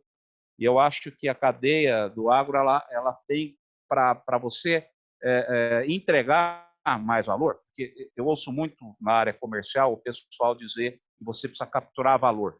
E, às vezes, essa ideia de capturar valor, ela está muito em você ter uma boa conversa, e não é assim que funciona a captura de valor. Você primeiro precisa entregar valor para depois pensar em capturar o valor.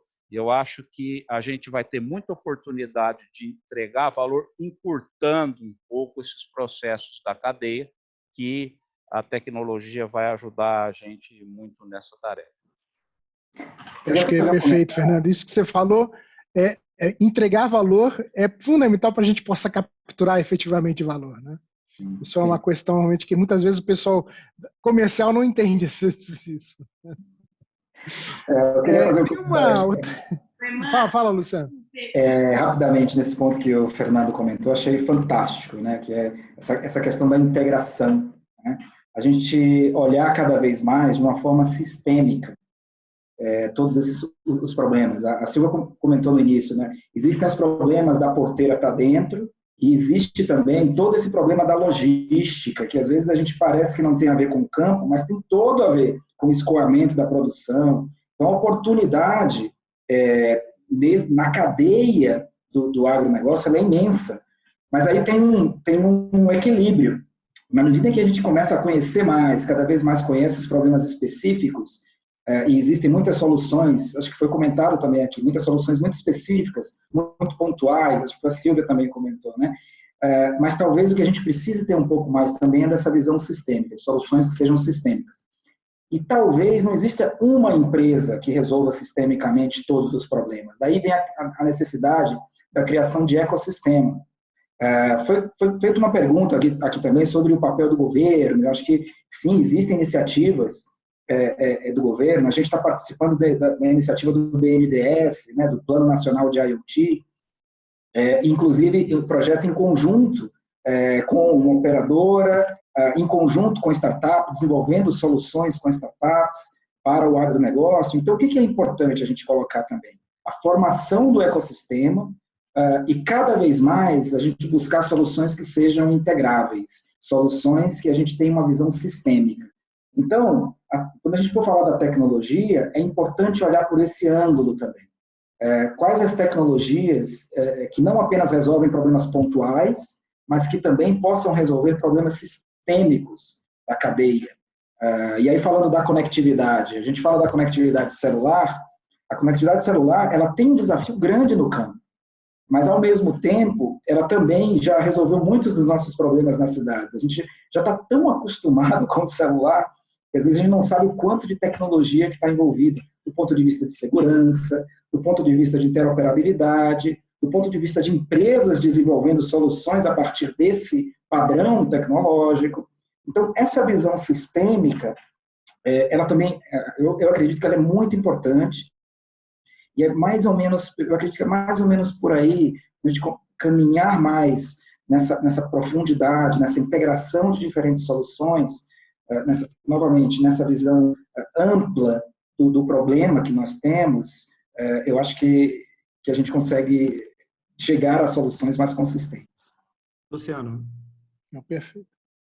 Eu queria só fazer um adendo ao que ele colocou, e na linha da cadeia de suprimento, né, na medida que você instrumentaliza ela, digitaliza ela, né, toda ela, isso vem, por exemplo, quando a gente pretende resolver o problema da rastreabilidade, como exemplo, e de dar informação para o consumidor sobre a procedência do produto, ao mesmo tempo que você digitaliza ela, você começa a gerar dados. Então, você começa a gerar dados que você não tinha até então, e aí começam a surgir os modelos matemáticos que o Fernando muito bem colocou. Então, essa questão da complexidade da cadeia, de você ter o encaixe da demanda versus a questão logística, otimizações, quer dizer, é uma cadeia que precisa ser digitalizada para que os dados sejam gerados e as otimizações venham. Os algoritmos só vão nascer quando a gente tiver o dado.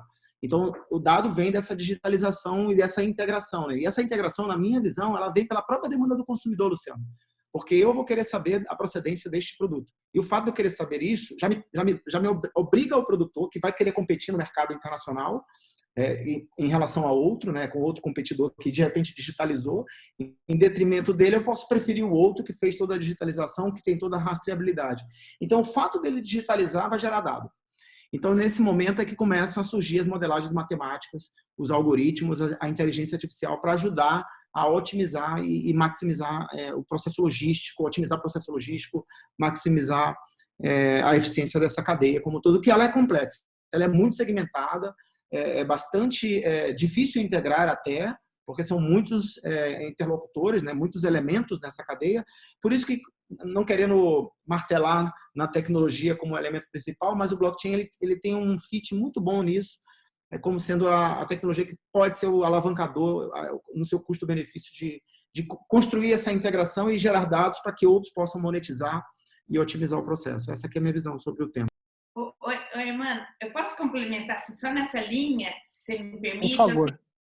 Essa questão do ecossistema, como eu falei, eu também eu só acredito no avanço no agro se for nessa visão mais sistêmica, né? Como eu falei, dos diversos atores, né?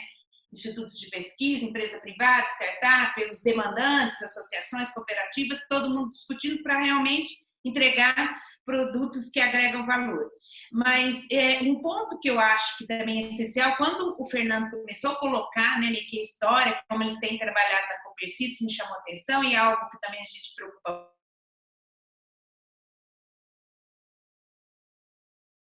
muito, tanto que eles tiveram que se adaptar com os agrônomos. Hoje lá tem cientista de dados trabalhando junto com os agrônomos, né?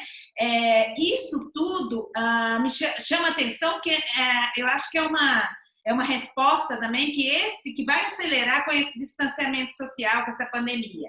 No novo mundo que está por vir aqui, daqui a uns próximos meses e aí para os próximos anos, que novo perfil é esse, no caso aqui do agro? Né? É um agrônomo digital que ele consiga interpretar essas imagens, ele consiga analisar esses dados para realmente extrair uma informação interessante, porque assim, da mesma forma como o Fernando colocou, hoje a gente ainda está falando do analista de dados que vai recuperar esses dados, fazer análise, usar a inteligência artificial, os algoritmos de aprendizado de máquina, o que for, para poder transformar esse dado em informação e conhecimento.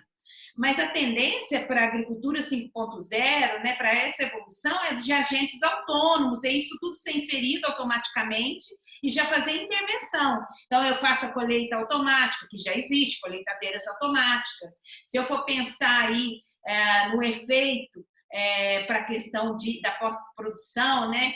Colheitadeiras onde você estima a produtividade por talhão, você pode melhorar aí todo o seu planejamento de armazenamento, distribuição, logística, toda essa parte, alguém colocou aqui, não lembro, acho que foi o Luciano, essa questão de empresas hoje que trabalham com nuvens, tal, isso tem mudado, toda essa questão de distribuição, armazenamento, tudo isso impacta no agro também. Então, a gente tem que ter uma visão sistêmica para poder discutir e fazer algo que realmente faça diferença para o país. E aí, pegando um exemplo como o Copercitros, olha a caminhada, né, de evolução, você mesmo colocou que tem uma plataforma, campo digital e tal, e tem parceria com startups para evoluir isso e levar para o mercado. Mas você percebe que o modelo de negócio de vocês foram mudando em relação e usando, a partir desses dados e informações, e adaptando. Mas isso é uma cooperativa grande, de 38 mil associados, que você comentou, né, Fernanda? Mas imagina aí os pequenos e médios produtores. Eu vejo que a gente tem ainda um processo ainda de capacitação, sabe? Meio que formação digital. Qual que é esse novo perfil desse agrônomo que vai ajudar a prestar esse tipo de serviço? Porque se isso a gente não começar com essa base também, a gente não vai conseguir alavancar essas tecnologias e tal. Então, eu acho que existe, além da conectividade, além das questões regulatórias que já são demandadas, por exemplo, que o Farai colocou muito bem da rastreabilidade, blockchain vem aí atender essa demanda, né, que precisa de dar mais transparência a todo o processo e tal. Tem a questão da capacitação, desse desafio do homem do campo, né, que eles até brincam, que o homem, se antes se falava que não queria estudar e ia para a fazenda, agora tem que estudar para ir para a fazenda. Mas é nesse sentido que a gente precisa se preocupar com isso, com essa base, com essa formação, porque aí sim a gente vai conseguir introduzir essas tecnologias. Então, tem que ser feito. A gente vem discutindo muito com a extensão rural, com as Emateres, a gente tem uma parceria com a Emater Minas, Emater Goiás, com a Anater, com o governo federal, inclusive algo interessante que foi criado no final do ano passado, no âmbito do governo, foi a Câmara Agro 4.0. A gente que trabalha com a área de tecnologia de agro, a Embrapa fica ligada ao Ministério da Agricultura. E a gente tinha muita demanda de parceria com a MCTIC, por ser da área de tecnologia. Então, a gente não conseguia com esses dois conversando. E a Câmara Agro 4.0 os demandantes e os ofertantes de tecnologia juntos. Vamos discutir isso para o país. Então, é uma oportunidade que a gente tem de ter essa visão mais integrada, mais sistêmica e pensar nos desafios de conectividade, nos desafios de inovação, modelos de negócio, nos desafios também de capacitação, formação de recursos humanos, qual um novo perfil que vai precisar para esse agro, esse perfil mais multidisciplinar. Então, existem vários desafios que a gente tem pela frente, mas eu acho que com essa pandemia, na verdade, a gente vai ter que acelerar e correr atrás, que agora, no susto, nós vamos ter que trabalhar em cima disso. Irmão, se você me permite dois minutinhos, diga, eu acho que é muito pertinente. A Silvia falou uma coisa aí, que a gente já tem uma ação, e eu quero convidar tanto a Embrapa, quanto o Nokia, quanto o IBM, e vocês também, para conhecer. Nós inauguramos uma fundação educacional aqui na Estação Experimental de Bebedouro, em parceria aí com a Fundação Nishimura, com a FATEC, e é o segundo curso de Big Data do Agro, tecnólogo. Ele vai começar, se Deus quiser, no segundo semestre. Eu não sei ainda se vai já entrar num modelo online, né? Um modelo virtual que está funcionando muito bem, mas ele é para ser à noite, esse curso, e é justamente para focar esses profissionais, filho de produtores, o próprio produtor rural, profissional que entende que tem um mercado enorme aí para ser buscado e ser preenchido. Nós mesmos já contratamos vários lá da Fundação Nishimura, aqui nós temos mais de 78 profissionais hoje voltados para a tecnologia aqui. E esse é um curso que entrega muito resultado. Então, já fica o convite, até nós temos parcerias com várias empresas, que é uma fundação, e de vocês também poderem colaborar, que eu acho que essa parte da capacitação é fundamental. Fernando, queria só Perfeito, eu acho que é muito importante, eu até estava querendo justamente comentar, só rapidinho, entrou uma contribuição aqui do Jones Burke, lá de Santa Catarina, falando justamente sobre esse ponto, né, sobre a importância de transferência de tecnologia para as pequenas propriedades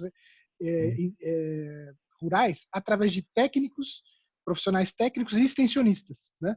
Ponto do extensionista que foi colocado lá pela Silvia, assim como esses tecnólogos que você está colocando agora.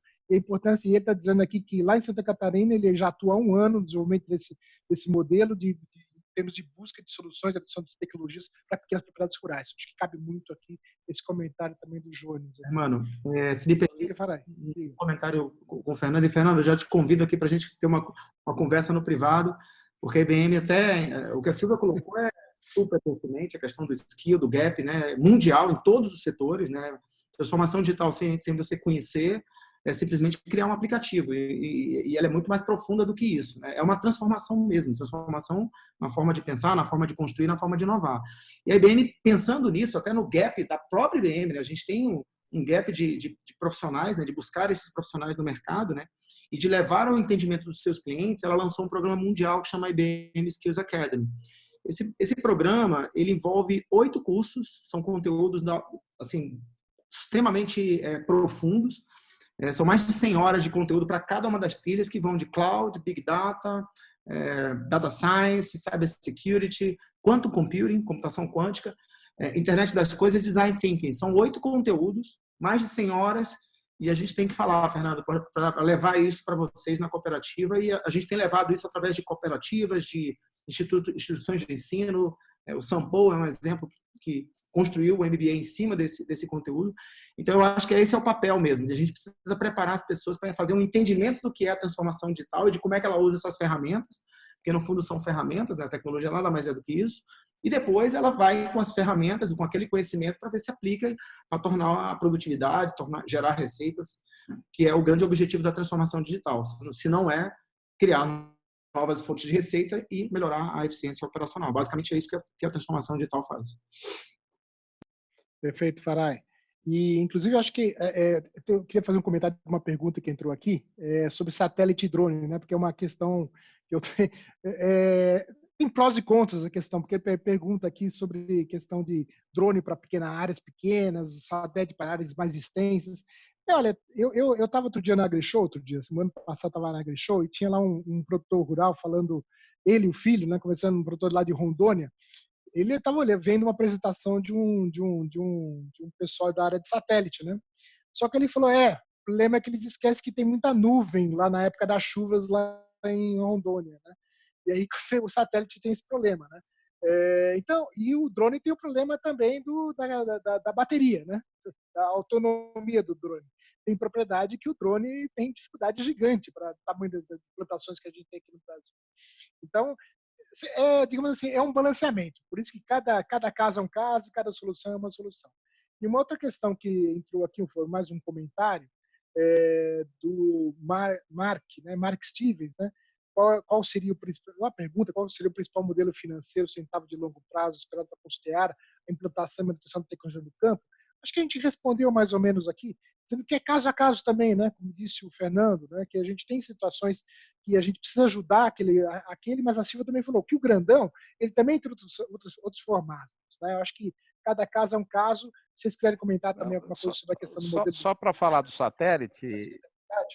Sim, por favor. Só para falar do satélite, a gente já tem imagens até que são gratuitas, tá? Imagem com resoluções menores, mas muitas vezes não é a foto que importa. Isso eu aprendi com o cientista aqui que mexe com o algoritmo. Ele fala que o que importa é o filme, é a história, para ele desenvolver o modelo.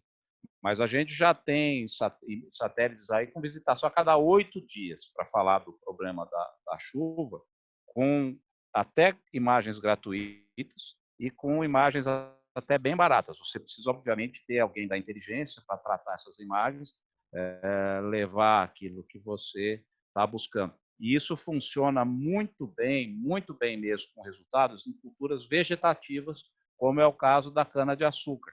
Cana-de-açúcar existe uma correlação direta de biomassa com produtividade e de biomassa com problema. Quando você vê pontos concentrados de biomassa, são infestações de folha larga.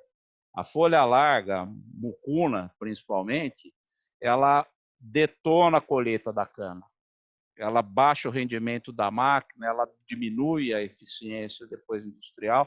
Então, quando eu falo de impacto, de entender por onde começar e de fazer bons diagnósticos, não existe uma receita única que serve para todas as culturas. O que a gente está falando aqui são experiências, serviços que a gente tem prestado, mas você vai identificar de acordo com cada cultura, de acordo com cada necessidade, de acordo com o tipo de problema que você quer resolver também.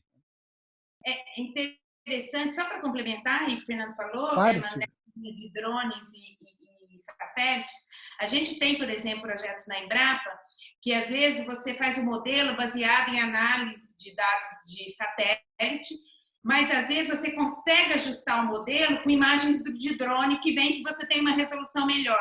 Dá um exemplo, a gente tem um trabalho agora em outra área, na área de planejamento de dieta na área animal.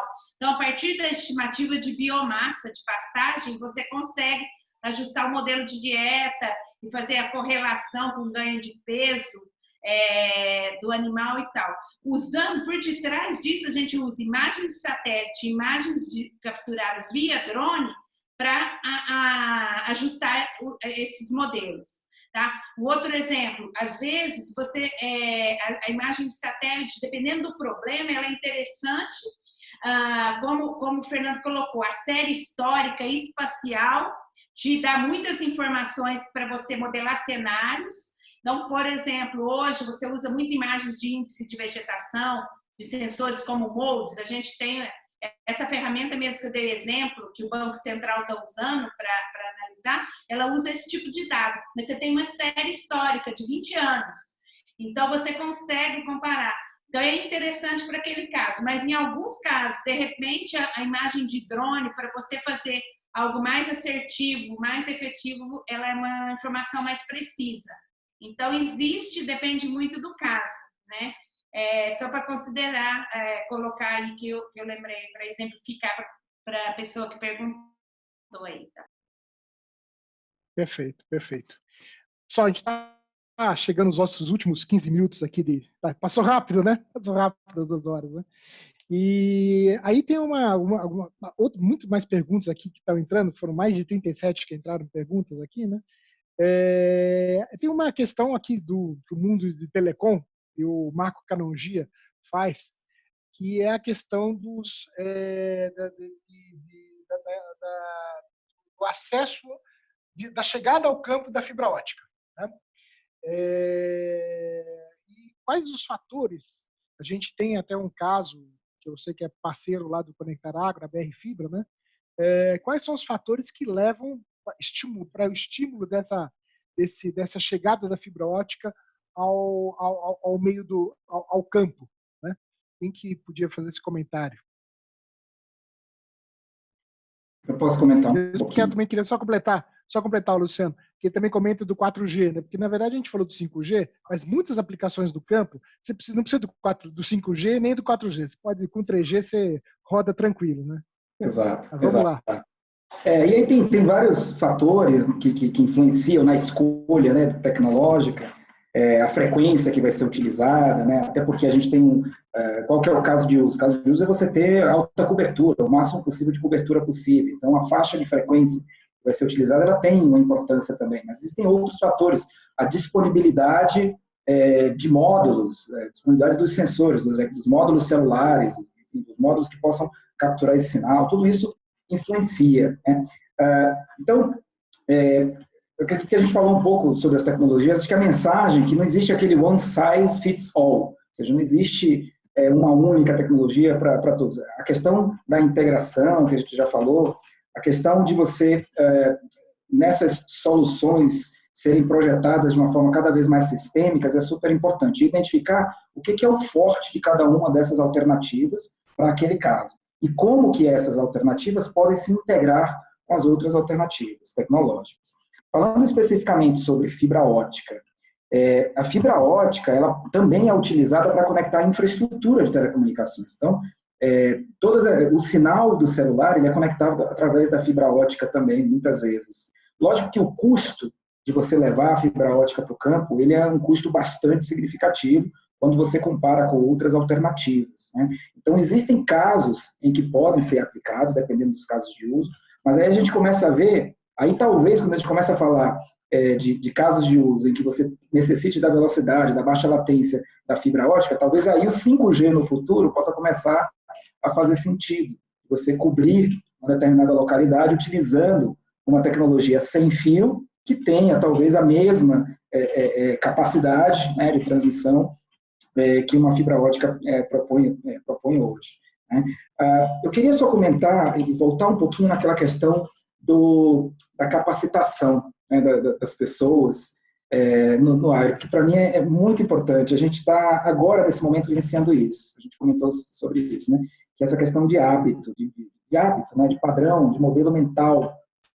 E a gente, com essa crise que nós estamos passando, a gente vê essa necessidade de transformar os nossos hábitos, né? Eu vou dar um exemplo que não tem muito a ver com agro, mas o meu pai, ele não utilizava aplicativos, ele só queria ir no banco, então ele queria lá fazer seu depósito no banco, enfim, não utilizava aplicativo celular. E hoje ele precisa realmente interagir com a conta utilizando os meios digitais, né? Então ele mudou o padrão de comportamento dele. Eu vejo que o que está acontecendo agora, a gente vai ter cada vez mais a necessidade de transformar o comportamento. E daí a importância de programas de treinamento, de outros meios para viabilizar essa transformação, para realmente cuidar dessas pessoas e até preparar o novo produtor, né, a lidar com essas novas tecnologias. Quando a gente passa por cenários, por momentos de crise como esse que nós estamos passando, enfim, a gente sabe que existem muitas empresas, muitas pessoas que serão negativamente afetadas. A gente sabe disso, que isso está acontecendo. Ao mesmo tempo, tem o lado da oportunidade. Então, eu sou otimista, eu vejo que pelo lado da oportunidade, o que a gente está tendo mais consciência dessa necessidade de transformação. Algo que antes, aparentemente, era algo de muito futuro, a gente já falou da aceleração, mas ela vem por uma consciência. E é uma consciência de que essa necessidade de transformação, ela ou acontece pelo amor, ou ela acontece pela dor. Então, nesse momento, a gente está vivenciando um momento de muita dor, eu diria, e a gente vai precisar se transformar como negócios. E fechando o tema do modelo de negócio, acho que foi comentado muito, e foi perguntado também, quais modelos de negócio de médio, longo prazo. Eu acredito muito nesses modelos baseados em cada vez mais em serviço. Acho que eu já comentei um pouco aqui. Os modelos em que o custo para o acesso a essa tecnologia ele é absolutamente marginal. A internet das coisas, muita gente fala da internet das coisas, pensa muito nas coisas, mas eu acredito que a beleza da internet das coisas está na internet. O custo da internet, a massificação dessa tecnologia, ela permitiu a gente reduzir absurdamente o custo, transformou praticamente marginal você lançar uma nova empresa no mercado. Então, eu acredito que a aplicação da internet das coisas, também nessas outras verticais, que até então não chegou no business, nas empresas, no agro, ela também vai reduzir o custo, vai tornar cada vez mais marginal, digamos, esses custos de lançamento de uma nova aplicação. Luciano, mano. Perfeito, Luciano. Inclusive, isso até complementa a questão lá que a Silvia colocou sobre a Câmara Setorial, que foi criada, né, do agro, né, onde faz uma integração mais fácil do mundo do Ministério da Agricultura com o mundo do Ministério da Ciência e Tecnologia, né? E isso acontece também em outras 3 câmaras que foram criadas, né? A Câmara de IoT, dentro do Plano Nacional de IoT, desenvolvido pelo BNDES, para a saúde, onde o Ministério da Saúde e o Ministério do MCTIC também tem uma interação bastante grande atualmente. Das cidades, né, o Comitê das Cidades, né, a Câmara das Cidades, onde o Ministério do Desenvolvimento Regional, o antigo Ministério das Cidades, está integrado agora com o MCTIC, e, por fim, o de indústria, né? Que também integra toda a nosso segmento. Então, a IoT realmente hoje, mais do que uma plataforma, é um elemento agregador. Farai, você queria comentar alguma coisa?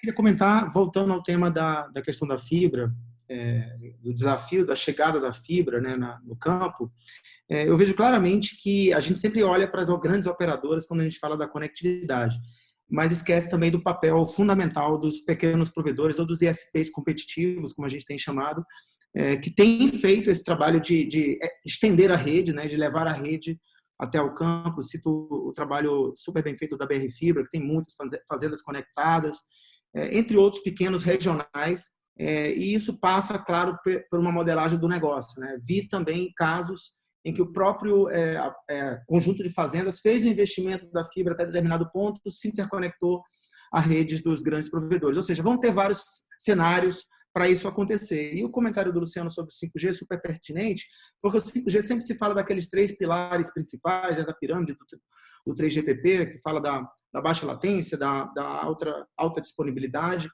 e da alta banda que ele vai trazer. Porém, um pilar que aqui no Brasil pegou muito, isso foi colocado pela primeira vez, pelo menos pelo que eu vi, pelo time lá do Inatel, que tem feito um belíssimo trabalho de pesquisa, é o pilar de extensão da rede, né? de conseguir transmissões da ordem de 50 quilômetros usando as modulações e os padrões do 5G. Então, o quarto pilar do 5G que vai existir no Brasil é o pilar agro. Como é que a gente consegue, usando desse poder das novas modulações, das novas capacidades, principalmente do novo rádio, do 5G, como é que eu faço isso chegar a distâncias de 50 quilômetros? Aí a gente começa a resolver esse problema antigo, né? O Canongia colocou aí muito bem, de fazer a fibra chegar lá. Talvez a gente não precise fazer a fibra chegar lá.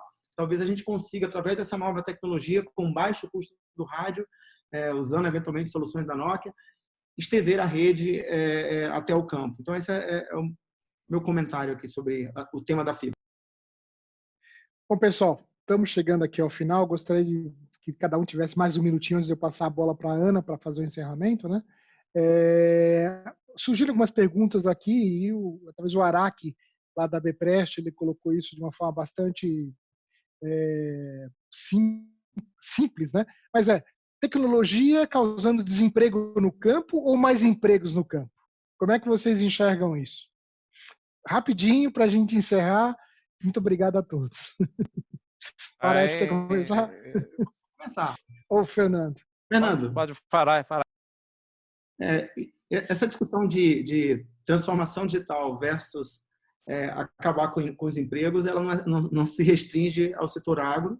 Todo mundo comenta com isso, esses paradigmas. O fato vai haver uma transformação das pessoas, né? A gente vai ter que ter novas habilidades. A Silvia falou muito sobre modelagem matemática, uso de dados. O Fernando também falou. Precisa de gente que conheça disso. Então, essa requalificação, a gente chama isso de reskilling dentro da IBM, ela é necessária. Algumas pessoas vão ficar pelo caminho, mano. Algumas não vão conseguir se adaptar. Esse é o grande desafio do momento, né? Como é que a gente isso discute dentro da academia, né? Lá na FGV, em algumas instituições que eu faço parte, como é que a gente vai tratar dessa massa de profissionais que não vão conseguir se adaptar? Aquele cara que fazia um trabalho muito operacional, que vai ser automatizado, eu não vejo ele agora fazendo curadoria de algoritmos, de modelagens de dados. Não vai conseguir fazer essa adaptação. E é essa profissão que vai emergir da transformação digital e de toda essa automação que a gente está falando. Então, sim, isso acontece há milênios, há anos, né? A gente chama isso de destruição criativa, né? O Joseph Schumpeter já falava disso na década de 50. Nasce uma nova tecnologia, acaba com a profissão anterior e surgem novos empregos. Esse saldo sempre foi positivo. O grande tema do momento é que o degrau é mais alto agora. A gente vai sair de um cara que trabalha numa atuação muito operacional para inteligência artificial, né? A gente digitalizou lá no passado, a gente automatizou mecanicamente as profissões, né? A gente usou tecnologia para o trabalho mecânico ser automatizado. Agora a gente passa por um momento, não querendo ser muito polêmico, de automatização do cérebro. A gente está automatizando os nossos cérebros, né? Criando um modelo de cérebro digital. é mais difícil, esse degrau é mais alto a ser superado. Então, essa requalificação ela vai acontecer, alguns vão conseguir, espero que muitos, mas muitos vão ficar pelo caminho. E aí o que se discute na academia é talvez uma renda mínima, talvez um processo de transição para isso. Tem muita discussão dentro da academia falando sobre esse tema, de como é que a gente sustenta o que o Harari fala de inútil digital, né? O Harari fala muito sobre isso. Verdade. Obrigado, Farai. Fernando? Irmão, a gente precisa entregar mais valor para o campo. A gente tem 5.000 cooperados de citros, tem 9.000 com café. E o café é um exemplo interessante, citros é um exemplo que ainda, apesar da concentração de produção de laranja, aí ainda tem bastante gente produzindo laranja e os momentos têm sido razoavelmente bons nos últimos anos aí para o produtor. O café, eu vejo o produtor com 10 hectares, 12 hectares de café manter uma família. E eu acho que é aí que está o grande desafio. Eu tenho visto indústrias, empresas, empresários, com uma pegada diferente no sentido de propósito. Tenho vendo grandes grupos pensando um pouco na sustentabilidade, pensando bastante em viabilizar a permanência dessas famílias no campo. Vejo um trabalho sensacional, vou falar aí, um projeto que chama Florada, de uma empresa que produz café em Minas, que valoriza a mulher que trabalha no campo e paga até o dobro pela saca de café que tem essa mulher produzindo e tem essa rastreabilidade. Passou num programa de muita audiência da televisão, inclusive quem foi fazer essa propaganda lá foi o padre Fábio de Mello, não sei se vocês viram, mas ele fala para a produtora no final, o seu café é o melhor café do mundo, porque você produz esse café com propósito, com carinho e dedica a sua vida aqui nessa propriedade. Então, eu acredito muito que nós temos um papel de fazer com que esses grupos de produtores continuem na atividade. Se você observar que a Índia tem 700 milhões de agricultores, parece maluquice isso, né? Mas a Índia tem 700 milhões de agricultores. O módulo médio lá é 1 hectare. E eles estão lá, a Índia é o maior produtor de leite do mundo, o maior produtor de vegetais do mundo, o maior produtor de algodão do mundo, e ano passado produziu mais açúcar que o Brasil até. Não tem tanta tecnologia, aliás, tem muito pouca tecnologia, mas eu acho que a gente precisa cuidar desses produtores, desenvolver projetos, aí o poder público tem que entrar também, para que essas famílias permaneçam na atividade, que é muito importante para o equilíbrio social. E para finalizar, eu quero dizer que eu estou com saudade do AgriShow. Eu vou no AgriShow desde 94, desde a primeira edição da AgriShow, eu participo, e eu estou com uma saudade aqui, mesmo com a tecnologia, não tem nada que substitui aquele contato com os clientes, aquele agricultor animado, vendo tecnologia, e, poxa vida, nunca imaginei que eu fosse ver um ano sem AgriShow na minha vida, né? E tem ainda uma possibilidade, mas quero registrar aqui, agradecer a Lília aí pelo convite, o pessoal da Informa, os colegas aqui que realmente engrandeceram muito o debate, mas deixar registrado aqui a saudade que eu já estou da feira. Verdade, verdade. Olha, é realmente muito emocionante a gente poder estar na AgriShow e viver aquele ânimo do mundo do campo, né? Realmente é importante. Ana, eu acho. Deixa isso, a Silvia vai falar um pouquinho agora aqui. Só para contribuir nessa linha de novo perfil para o campo, né, com a questão do desemprego, eu acredito que, na verdade, vai surgir novas oportunidades de capacitação para esse novo perfil do campo. Então, é um remanejamento mesmo desse perfil, né, do trabalho mais braçal, para um outro tipo de capacitação. E isso, inclusive, pode ser um atrativo para famílias, às vezes, filhos de produtores virem, voltarem para o campo e tudo mais. A gente já percebe isso. Na Embrapa, por exemplo, só dando um exemplo rapidinho, tem um programa Balde Cheio para capacitação de gestão de produtores de leite e começaram a surgir a demanda de usar isso via um aplicativo.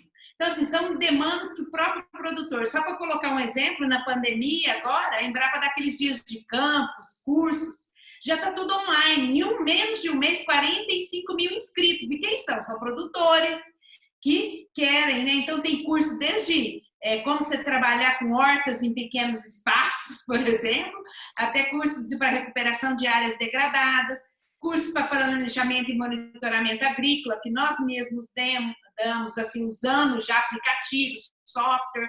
Então, assim, você vê a diferença que existe, mas que existe, sim, o poder agro, assim, eu acho que ele é muito forte no sentido de conseguir se adaptar. Eu acredito que o agro no Brasil ele é tão forte que eu acho que a tecnologia vai vir e ele vai conseguir incorporar e se adaptar, mesmo os pequenos e médios nesse perfil. E aí conseguir dar melhor renda até, eu acredito, para esses pequenos e médios produtores. É importante a gente falar que a tecnologia ela não é para fazer a maior assimetria, pelo contrário, é para melhorar aí a produção e o negócio para todos, né?